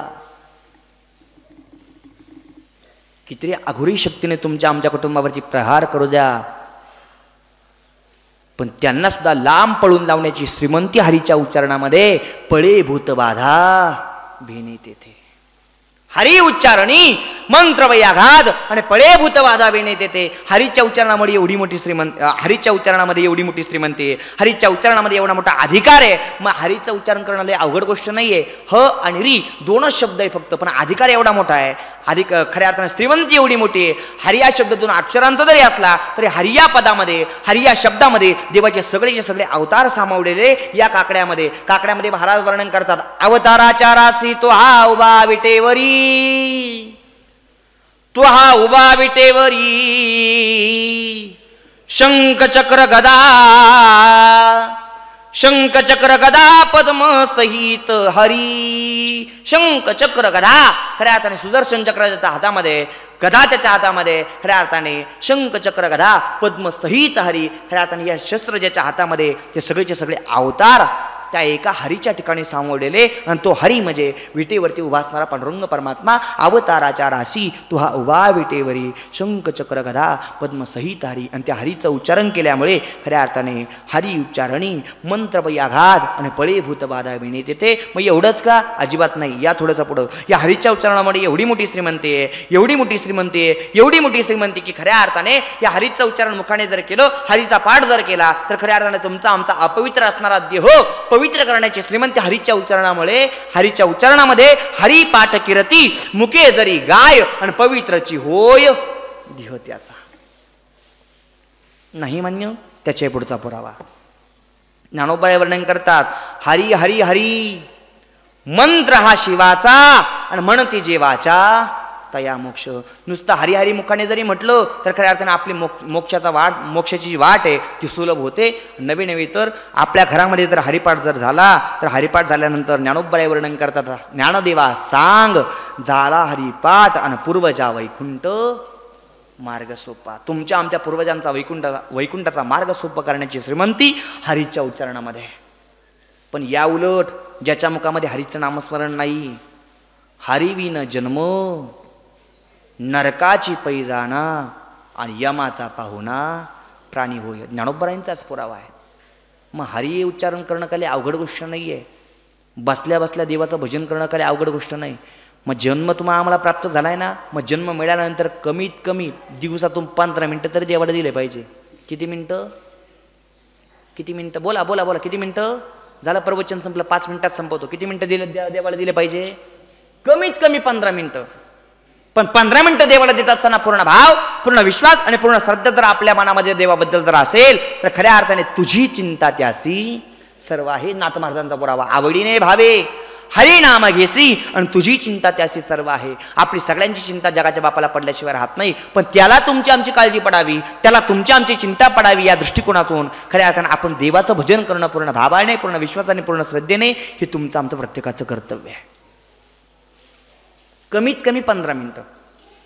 पण काही काय म्हणतात महाराज, तुम्ही 15 मिनिटं म्हणतात, मला माझ्या दिवसातून 1 मिनिटं सुद्धा वेळ भेटत नाही हो, एवढं कामं माझ्या पाठीमागे आहे. महाराज म्हणतात, अरे बाबा तुझ्या मागे एवढे काम आहे ना, मग एक काम कर, मधला पर्याय, कामामध्ये काम, काही म्हणा राम राम, कामामध्ये तर राम राम म्हटलं पाहिजे. आणि कामामध्ये राम राम म्हटल्याचा फायदा, आयुष्यभर देवाचं भजन केल्याचा फायदा, मरणाच्या वेळेला देवाचं नामस्मरण आठवेल आणि मरणाच्या वेळेला देवाचं नामस्मरण आठवल्याचा फायदा आयुष्य सार्थकी लागल्याशिवाय राहत नाही. आणि देवाचं नामस्मरण मरणाच्या वेळेला आठवल्याचा फायदा देवाच्या चरणापाशी जागा मिळाल्याशिवाय राहत नाही. अनेकांना मिळाली. मग आपण जर पूर्ण भाव, पूर्ण विश्वास आणि पूर्ण श्रद्धा ठेवून देवाचं भजन जर केलं तर आपल्याला सुद्धा आपलं आयुष्य सार्थकी लागल्याशिवाय राहणार नाही. आपल्याला सुद्धा देवाच्या चरणापाशी जागा मिळाल्याशिवाय राहणार नाही. म्हणून देवाचं भजन करा. लई सोपं आहे देवाचं भजन करणं, खूप सोपं आहे. देवाचं भजन करणं एवढं सोपं आहे. देवाचं भजन करायला आई डोंगरावरती जायची गरज नाही, गुहेत जायची गरज नाही, काही साहस करायची गरज नाही, कुठं काही वनात जायची गरज नाही बरं का. डोंगरावरती जायची गरज नाही, गुहेत जायची गरज नाही, काही साहस करायची गरज नाही, वनात जायची गरज नाही, तरी तो सुखाने आपल्या घरामध्ये येतो. नलगती सायास जावे वनांतरा आणि सुखे येतो घरा नारायण. एवढं सोपं देवाचं भजन आहे. आणि याच अभंगाचं शेवटचं चरण, तुका म्हणे सोपे आहे सर्वाहुनी, पण पुढे एक बांध घातला असा जगद्गुरु तुकोबारायांनी. सगळ्यात सोपं देवाचं भजन आहे, पण बांध जगद्गुरु तुकोबारायांनी असा घातला की जगद्गुरु तुकोबाराय म्हणतात, शहाणा तो धनी घेतो येते. जे शहाणे तेच देवाचं भजन करतात, आणि जे देवाचं भजन करत नाही ते कोण, ते तुम्हीच म्हणा आता. पण खऱ्या अर्थाने देवाचं भजन करणं खूप सोपं आहे. देवाचं भजन करायला कुठे डोंगरावरती जायची गरज नाही, कुठे सायास करायची गरज नाही, काही कुठे वनात जायची गरज नाही. मग देवाचं भजन जर एवढं सोपं आहे, मग देवाचं भजन करणं तुमचं आमचं प्रत्येकाचं कर्तव्य आहे. पण या उलट देवाचं नाव तोंडात येणं खूप अवघड गोष्ट आहे बरं का मंडळी. ऐका, झालं प्रवचन संपलं माझं, एक 5 मिनिटं घेतो फक्त. देवाचं भजन करणं खूप सोपं आहे, परंतु देवाचं नाव तोंडात येणं खूप अवघड गोष्ट आहे. देवाचं नाव तोंडात यायला काही हजारो जन्मीचं पुण्य असावं लागतं. त्यांच्याच मुखामध्ये देवाचं नामस्मरण आहे, बाकीच्यांच्या नाही. तुम्ही म्हणशाल महाराज असं कसं काय, तर ऐका पुरावा. देवाचं नामस्मरण मुखामध्ये येण्याकरता, देवाचं नाव मुखामध्ये येण्याकरता आनंद जन्मीचं पुण्य असावं लागतं. ज्ञानोबराय वर्णन करतात, त्या देवाचं नामस्मरण मुखामध्ये येण्याकरता जयाचे वाचे पुढा भोजे, नाम नाचतसे माझे, ते जन्म सहस्त्र ओळखी जे एक वेळ मुखासी आवया. एकदा देवाचं नामस्मरण मुखामध्ये येण्याकरता अनंत जन्मीचं पुण्य असावं लागतं. त्यांच्याच मुखामध्ये देवाचं नामस्मरण आहे, बाकीच्यांच्या नाही. चला पुढे नाथ महाराजांच्या हरिपाठामध्ये या. नाथ महाराज सुद्धा वर्णन करतात, अनंत जन्मीचे सुकृत पदरी, सुकृत म्हणजे पुण्य, अनंत जन्मीचे सुकृत पदरी त्याचे मुखी हरी पैठा होय, बाकीच्यांच्या. देवाचं नामस्मरण मुखामध्ये येण्याकरता अनंत जन्मीचं पुण्य असावं लागतं. देवाची आवड जीवनामध्ये असण्याकरता अनंत जन्मीचं पुण्य असावं लागतं. कोणाच्या जीवनामध्ये देवाची आवड नाही. आता इथं बसल्यानंपैकी तुम्ही घ्या ना, आता श्राद्धाला काय एवढीच माणसं आलेले का, नाही. पण काही काही पाठीमागे गप्पा मारतायत, काही काही पाठीमागे कार्यक्रम चालू आहे त्यांचा. त्यांनी समजून घ्यायचं, ज्या अर्थी देवाबद्दल जागर चालू असताना, प्रेम व्यक्त होत असताना, आदर व्यक्त असताना 1 तास जर आपण खऱ्या अर्थानं भगवत कार्यासाठी आपण देऊ शकत नाही, मग आपल्या मनाला आपण समजून घ्यायचं. आणि आपल्या हिंदू धर्माची खूप मोठी शोकांतिका आहे. बाकीच्या धर्माचा जर विचार जर केला तर बाकीच्यांना सांगावं लागत नाही, बाकीच्यांना सांगावं लागत नाही, चला पुढे येऊन बसा असं म्हणावं सुद्धा लागत नाही. एवढं बाळ जरी असलं तर चपला काढतं आणि मस्जिदमध्ये जाऊन खऱ्या अर्थाने त्यांच्या समोर जाऊन असे हात करून नमाज पाडतं. छोट्या लेकराला सांगावं लागत नाही. पण आपली शोकांतिका खूप मोठी की आपल्याला सांगावं लागतं, प्रवचनात बसत असताना, कीर्तनात बसत असताना चपला काढून बसा. ही खूप मोठी शोकांतिका आहे. आणि त्याच्याही पलीकडे जाऊन बोलतो म्हणजे आहे का, थोडं ऐकायला थोडंसं अवघड जाईल, पण आपल्या धर्मामध्ये आपण जीवन असं जगतोय ना, म्हणून बाकीचे धर्म तुमच्या आमच्या धर्मावरती आक्रमण करतायत आणि आपल्याच धर्मातील अनेक कुटुंबीय धर्मांतरण करून घेत आहेत. ही खूप मोठी शोकांत आहे. कुठेतरी जागं राहून जीवन जगणं खूप गरजेची गोष्ट आहे. आपण जागे नाही आहे धर्माबद्दल. कुठेतरी जागे होण्याची गरज आहे. ज्या धर्मामध्ये तुमचा आमचा जन्म झाला तो पुण्य पावन धर्म आहे, सनातन हिंदू धर्म आहे. आणि ह्या धर्माच्या रूढी परंपरा ज्या आहेत, ज्या संस्कृत्या ज्या आहेत, त्या संस्कृत्या जपणं, संस्कृत्या जोपासणं, संस्कृत्या सांभाळून ठेवणं हे तुमचं आमचं प्रत्येकाचं कर्तव्य आहे. आणि संस्कृत्या जोपासणं म्हणजे तुमचा आमचा धर्म टिकावल्यासारखं आहे. म्हणून धर्माचं संरक्षण करणं तुमच्या आमच्या प्रत्येकाच्या हातात आहे ना. मग ज्या देवाच्या सत्तेने तुम्ही आम्ही हसतोय, खेळतोय, बोलतोय, बागडतोय, सगळ्या गोष्टी तुमच्या आमच्या जीवनात ज्या घडतात या देवाच्या सत्तेने घडतात ना. मग देवाचे आभार व्यक्त करणं तुमचं आमचं प्रत्येकाचं कर्तव्य आहे. जिथं देवाबद्दल जागर चालू आहे तिथपर्यंत जाऊन पोहोचणं तुमचं आमचं प्रत्येकाचं कर्तव्य आहे. खऱ्या अर्थानं जिथं खऱ्या अर्थाने गेल्यानंतर देवाबद्दल प्रेम व्यक्त होतोय, आदर व्यक्त होतोय, आपुलकी व्यक्त होते, खऱ्या अर्थाने तिथं निष्ठा ठेवणं, तिथं भाव ठेवणं हे तुमचं आमचं प्रत्येकाचं कर्तव्य आहे. म्हणून देवाचं भजन करणं खूप सोपं आहे, परंतु देवाचं नाव तोडणं खूप अवघड गोष्ट आहे. देवाबद्दल आवड असणं खूप देवाबद्दल आवड असायला सुद्धा अनंत जन्मीचं पुण्य असावं लागतं. त्यांच्याच मुखामध्ये देवाचं भजन आहे आणि त्यांच्या जीवनामध्ये देवाची आवड आहे, बाकीच्यांच्या नाही. आणि त्याचाही पुरावा तुम्हाला सांगतो, माझ्या मनाचं काही सांगणार नाही. 750 वर्षापूर्वीचा पुरावा ज्ञानोबराय वर्णन करतात. रूप पाहता लोचनी सुख झाले ओ साजणी, तू हा विठ्ठल बरवा, तू हा माधव बरवा. या अभंगामध्ये ज्ञानोबरायांनी स्वतःच्या मैत्रिणीशी गप्पा मारल्यात. या अभंगामध्ये ज्ञानोबरायांनी काय केलंय, स्वतःच्या कोणाशी गप्पा मारल्या, स्वतःच्या मैत्रिणीशी. तुम्ही म्हणशाल महाराज ज्ञानोबरायांना मैत्रीण होती का? होती का म्हणजे होती, कोणती ऐका. ज्ञानोबरायांची मैत्रीण म्हणजे स्वतःची बुद्धी. तुमच्या आमच्या विचारातली मैत्रीण वेगळी आणि ज्ञानोबरायांच्या विचारातली मैत्रीण वेगळी. ज्ञानोबरायांची मैत्रीण म्हणजे स्वतःची बुद्धी आणि त्या स्वतःच्या बुद्धीला टोपण नाव दिला अगये साजणी. मी माझ्या डोळ्याने असं काही रूप पाहिलं, असं काही रूप पाहिलं की ते रूप पाहिल्यानंतर माझ्या जीवाला एवढं सुख मिळालं, एवढं सुख मिळालं, एवढं सुख मिळालं की सुख झाले व साजणी रूप पाहता लोचनी. पण त्या साजणीने प्रश्न केला का, हो माऊली कोणतं रूप पाहिलं? त्यावेळेस ज्ञानोबरायांनी त्या स्वतःच्या मैत्रिणीला, माझ्या स्वतःच्या बुद्धीला उत्तर दिलं, अगये साजणी, मी माझ्या डोळ्याने असं काही रूप पाहिलं की त्या रूपाचं वर्णन असं एकेकाळी द्वारकेला होता तो, आणि आज सोलापूर जिल्ह्यातील पंढरपूरला आला हा, तो हा विठ्ठल बरवा आणि तो हा माधव बरवा. त्या विठ्ठलाचं, त्या माधवाचं रूप मी माझ्या डोळ्याने पाहिलं. परिणाम माझ्या जीवाला एवढं सुख मिळालं, एवढं सुख मिळालं की त्या सुखाचं मी वर्णनच करू शकत नाही, एवढं सुख माझ्या जीवाला मिळालं. मग न राहता परत एकदा प्रश्न केला का, हो माऊली तुम्ही म्हणतात म्हणून विठ्ठली आवडी, म्हणून विठ्ठली आवडी, म्हणून विठ्ठली आवडी, पण का म्हणून विठ्ठली आवडी? त्यावेळेस 750 वर्षापूर्वी ज्ञानोबरायांनी सांगितलं माझ्या जीवनामध्ये विठ्ठलाची आवड आहे, पण का म्हणून? तर ऐक, बहुत सुकृताची जोडी आणि म्हणून विठ्ठली आवडी. विठ्ठलाची आवड जीवनामध्ये असण्याकरता सुद्धा अनंत जन्मीचं पुण्य असावं लागतं, सुकृत असावं लागतं. त्यांच्याच जीवनामध्ये विठ्ठलाची आवड आहे, त्यांच्या जीवनामध्ये खऱ्या अर्थानं मुखामध्ये देवाचं नामस्मरण आहे, बाकीच्यांच्या नाही. मग देवाचं नामस्मरण जर आपण केलं तर मरणाच्या वेळेला आपल्याला देवाचं नामस्मरण आठवेल, आणि मरणाच्या वेळेला जर देवाचं नामस्मरण तर आठवलं तर देवाच्या चरणापाशी जागा मिळते. अनेकांना मिळाली सुद्धा, अनेकांच्या जीवनाचा उद्धार सुद्धा झाला. म्हणून जीवन जगत असताना देवाचं भजन करा, प्रत्येकाशी प्रेमाने राहा, आदराने राहा, मिळून मिसळून खेळीमेळी वातावरणामध्ये जीवन जगा आणि मरण डोळ्यासमोर ठेवून जीवन जगा. कारण त्याच्याकरताच आम्हाला जन्म प्राप्त झाला, देवाचं भजन करण्याकरता आणि प्रत्येकाशी प्रेमाने राहण्याकरता. साने गुरुजींची एक कविता आहे, आपला धर्म तोच आहे. कोणता? खरा तो एकची धर्म जगाचे बांध कोरावे, असं आहे का? नाहीये. खरा तो एकची धर्म जगाला प्रेम अर्पावे. जगाला प्रेम देताही आलं पाहिजे आणि जगाकडून प्रेम मिळवताही आलं पाहिजे. म्हणून प्रत्येकाशी प्रेमाने राहा, आदराने राहा, मिळून मिसळून खेळीमेळी वातावरणामध्ये जीवन जगा. आपण किती जगतोय यापेक्षा कसं जगतोय याला खूप महत्त्व आहे. आपण गेल्यामुळे आपल्या घरातले माणसं रडतील यात नवल नाही. आपण गेल्यामुळे आपल्या कुटुंबावरती प्रेम करणारे सगळेचे सगळे चाहते मंडळी ढसढसा रडले पाहिजे. असं काहीतरी जीवन जगा. प्रत्येकाशी प्रेमाने राहा, आदराने राहा. काही काही माणसं अशी निघून गेले, आजही जरी त्यांची नावं काढली तरी लोक ढसढसा रडतात. अशी माणसं काही निघून गेले, तसं त्यांच्यासारखं जीवन जगा. आजही कार्तिक वद्य त्रयोदशीला जर आळंदीला जर गेलो तर आळंदीला गेल्यानंतर ज्ञानोबरायांकरता ढसढसा रडणारा समाज आपल्याला पाहायला मिळतो. चला, आजही देहूला जर गेलो तर देहूला गेल्यानंतर जगद्गुरु तुकोबारायांकरता ढसढसा रडणारा समाज आपल्याला पाहायला मिळतो. याचं कारण एकच आहे, उत्तमची उरे कीर्ती मागे अनेक माणसं निघून गेले.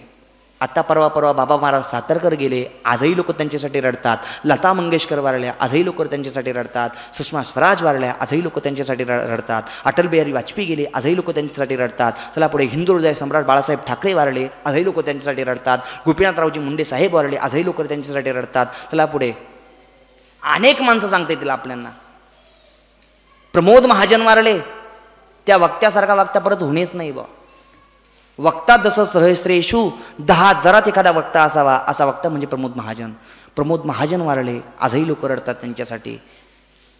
असे काही माणसं निघून गेले. त्या माणसांच्या जाण्यामुळे खऱ्या अर्थाने त्यांची कीर्ती आज जगामध्ये शिल्लक आहे. असे काहीतरी जीवन जगा, प्रत्येकाशी प्रेमाने राहा. 2 दिवस आपण या जगामध्ये आलोय, 2 दिवस राहायचं आणि 2 दिवसांनी पुन्हा एकदा निघून जायचं आहे ना. म्हणून अहंकार विरहित जीवन जगा. अहंकार बाजूला ठेवून जीवन जगा. प्रत्येकाशी प्रेमाने राहा. 2 दिवस आपण या जगामध्ये आलोय, 2 दिवस राहायचंय आणि 2 दिवसांनी पुन्हा एकदा या जगातून निघून जायचं ना. म्हणून प्रत्येकाशी प्रेमाने राहा. कबीर महाराज वर्णन करतात, येतानाही काही आणलं नाही आणि जाताना सुद्धा काही न्यायचं नाही. क्या लेके आया वंदे, क्या लेके जाएगा, क्या लेके जाएगा, 2 दिन की जिंदगी है, 2 दिन का मेला, इस जगत सराय में मुसाफिर रहना 2 दिन का, खाली हाथ आया बंदे, खाली हाथ जाएगा, 2 दिन की जिंदगी है, 2 दिन का मेला. 2 दिवस आपण या जगामध्ये आलोय, 2 दिवस राहायचंय आणि 2 दिवसांनी पुन्हा एकदा निघून जायचं ना. म्हणून प्रत्येकाशी प्रेमाने राहा, आदराने राहा, मिळून मिसळून खेळी मिळी वातावरणामध्ये जीवन जगा. प्रत्येकाला हे जग सोडून निघून जायचे ना, हे मरण डोळ्यासमोर ठेवून जीवन जगा ही प्रत्येकाला विनंती करतो. झालेली प्रवचन रूपे सेवा कैलासवासी भास्कर काका एकनाथ पवार यांच्या चरणावरती समर्पित करतो. त्याच पद्धतीने झालेली प्रवचन रूपे सेवा भगवंताच्या चरणावरती समर्पित करतो. झालेली प्रवचन रूपे सेवा विश्वगुरू निवृत्तनाथ दादांच्या चरणावरती समर्पित करतो आणि सेवेला इथेच पूर्णविराम देतो. आज या ठिकाणी वर्षश्राद्धाच्या निमित्ताने आज तुम्ही आम्ही सगळेजण एकत्र आलोय. त्यांच्या पश्चात मोठा परिवार आहे. गंगा भगीरथी इंदुबाई भास्कर पवार हे त्यांच्या पत्नी आहेत. या पत्नीच्या जीवनामधून खऱ्या अर्थाने एक आयुष्यभराचा साथीदार, एक पती नावाचं अस्तित्व कायमस्वरूपी गतप्राण झालं आहे. 2 मुलं आहेत, श्री योगेश भास्कर पवार, श्री निलेश भास्कर पवार.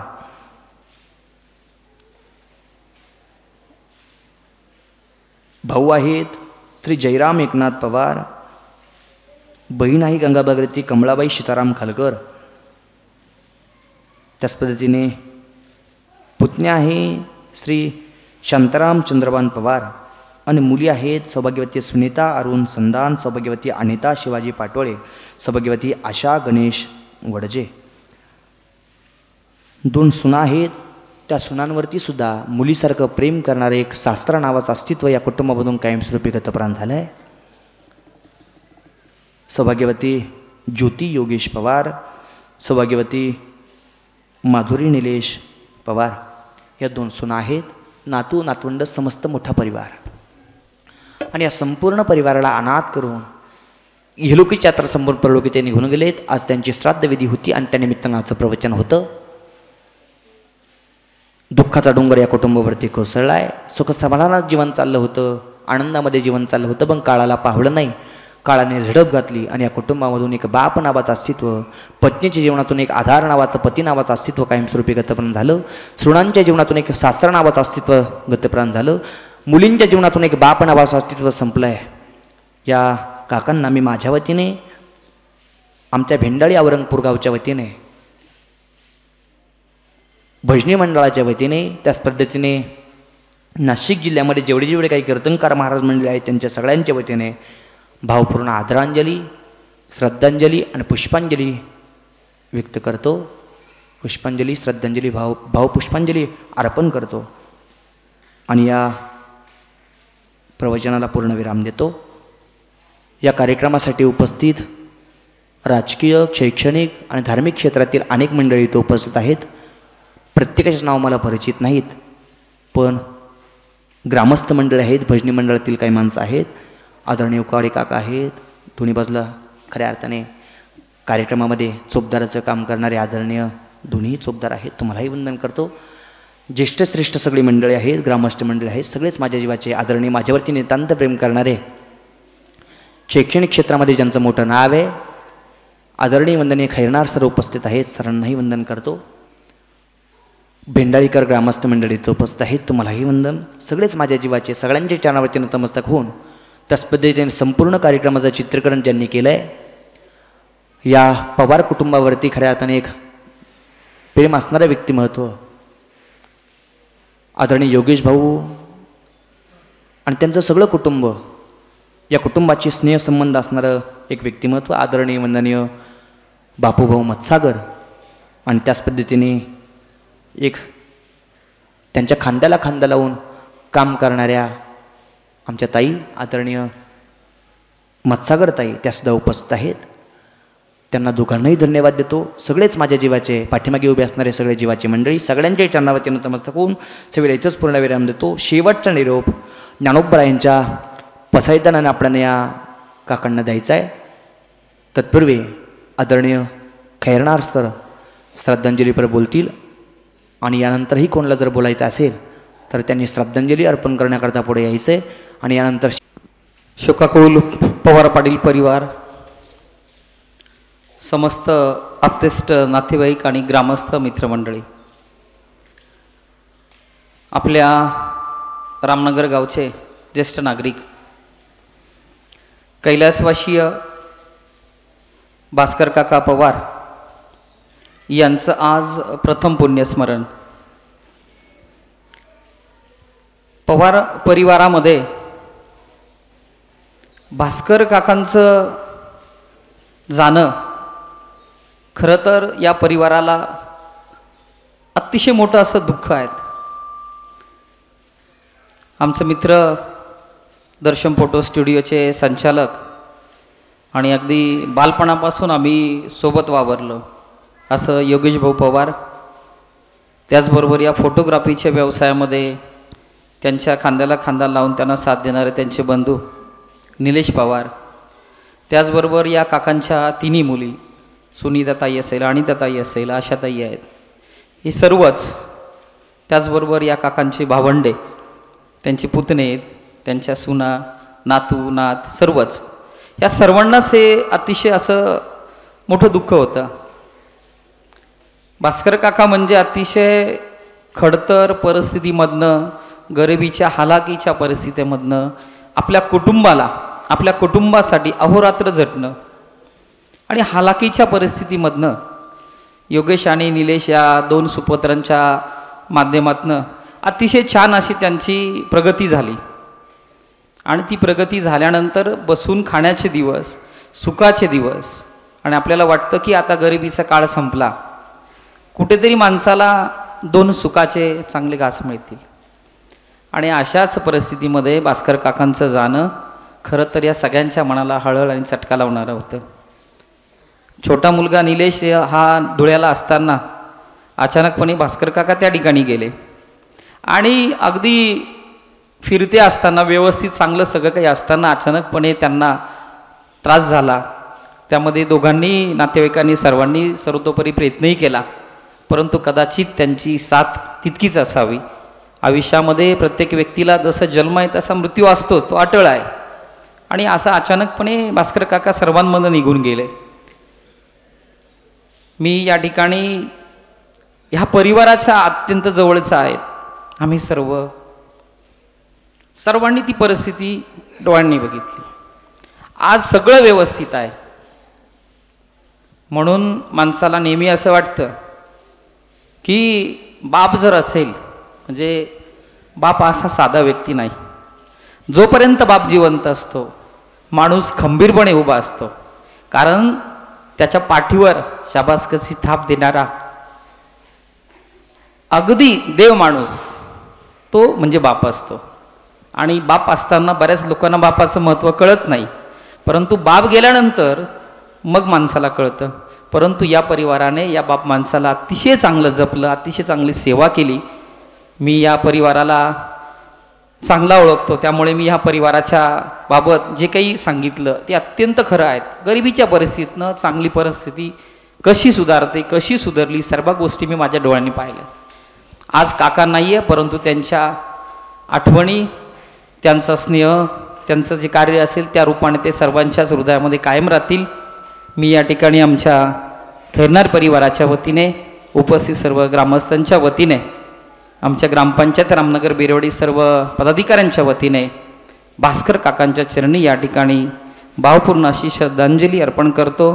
कदाचित त्यांना ईश्वरचरणी त्यांच्या कर्मारूपी चांगली जागा लाभली असेल. मी या ठिकाणी परमेश्वरचरणी ही प्रार्थना करतो की परमेश्वरा ह्या परिवाराला हे दुःख पेलण्याचं सामर्थ्य लाभो. आणि या ठिकाणी आजच्या या पुण्यस्मरणाच्या निमित्ताने खऱ्या अर्थाने बाप काय असतो सांगायला नको आहे. हरिभक्त परायण राहुल महाराज यांनी ते सगळं अनुभवलं आहे. म्हणजे सगळ्यात चांगला मोठा अनुभव बाप असणं आणि नसणं हे त्यांना चांगलं ठाऊक आहे. आणि त्यांनी खूप चांगल्या पद्धतीने आपल्याला या ठिकाणी प्रबोधन केलं. मी आपल्या सर्व ग्रामस्थांच्या वतीने, पवार परिवाराच्या वतीने या ठिकाणी त्यांनी जी आपली प्रवचनरूपी सेवा या ठिकाणी दिली त्याबद्दल मी त्यांनाही धन्यवाद देतो आणि थांबतो. यानंतर दत्तूभाऊ उकाडे यांना.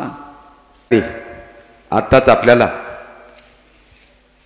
आपल्या जवळच येथील बेंडाळी येथील हरिभक्त पारायण राहुल महाराज खालकर यांनी गोड असं मार्गदर्शन आपल्याला या ठिकाणी केलेलं आहे. वास्तविक जीवनामध्ये जर शेवट जर चांगला करायचा असेल तर त्याच्याकरता काय करायचं तुकाराम महाराजांनी सांगितलेले, वाढवाया सुख भक्ती भावधर्म, अखंड चिंतन विठोबाचे. चांगल्याकरता, माझा लौकिक होण्याकरता, माझा मोठा बंगला होण्याकरता, मला कोणीतरी चांगलं म्हणण्याकरता लई मोठी धडपड असते. पण स्वतःचा शेवट गोड व्हावा असं कोणालाच वाटत नाही. कारण माणूस कशा तरी व्यसनामध्ये असेल, वाईट वळणामध्ये असेल, इकडंच भरकटत चाललेलं आहे. पण भास्कर भाऊनी मात्र जीवनामध्ये अत्यंत कठीण अशा समयी आपली बिनमडगाड्याची सायकल घेतली का सायखेडा, रात्री 12 वाजू 1 वाजू परत प्रवास सायखेडा ते बेरवाडी. आणि ह्या जीवनातील या घटनाबाह्य क्रमांकातून त्यांच्या पाठीमागे जे 2 मुलं 3 मुली, त्यांची धर्मपत्नी, अगदी संसार अगदी शेवटच्या क्षणी अत्यंत खूप समाधान देणारा होता. परंतु काळाने अचानक झडप घातल्याने त्यांना इहलोकीचा निरोप घ्यावा लागला. त्यांच्या जाण्यानं त्या कुटुंबावरती जी दुःखाची शोककळा पसरली, त्या दुःखामधून भगवंत त्या सर्वांना सावरण्याची शक्ती देव अशी मी पांडुरंगाच्या चरणी आमच्या गावच्या समस्त ग्रामस्थांच्या वतीनं, शोकाकुल पवार कुटुंबियाच्या वतीनं, त्यांचे नातेवाईक असतील, मित्रपरिवार असतील, आप्तेष्ट हितचिंतक सगळे सोयरे, या सर्वांच्या वतीनं मी पांडुरंगाच्या चरणी भावपूर्ण शब्द सुमनांची आदरांजली अर्पण करतो. आणि आता सर्वांनी आपापल्या जागेवर चप्पल बूट काढून माऊली ज्ञानेशाच्या पसायदानाच्या स्वरूपात भावपूर्ण अशी श्रद्धांजली अर्पण करतो. आयदाने जे खळाची व्यंकटे सांडू, तया सत्कर्मी रती वाढू, भूता परस्परे पडो मैत्र जीवांचे, दुरितांचे तिमिर जावू, विश्व स्वधर्म सूर्य पाहू, जो जे वांछिल तो ते लाभो, प्राणी जात वर्षत.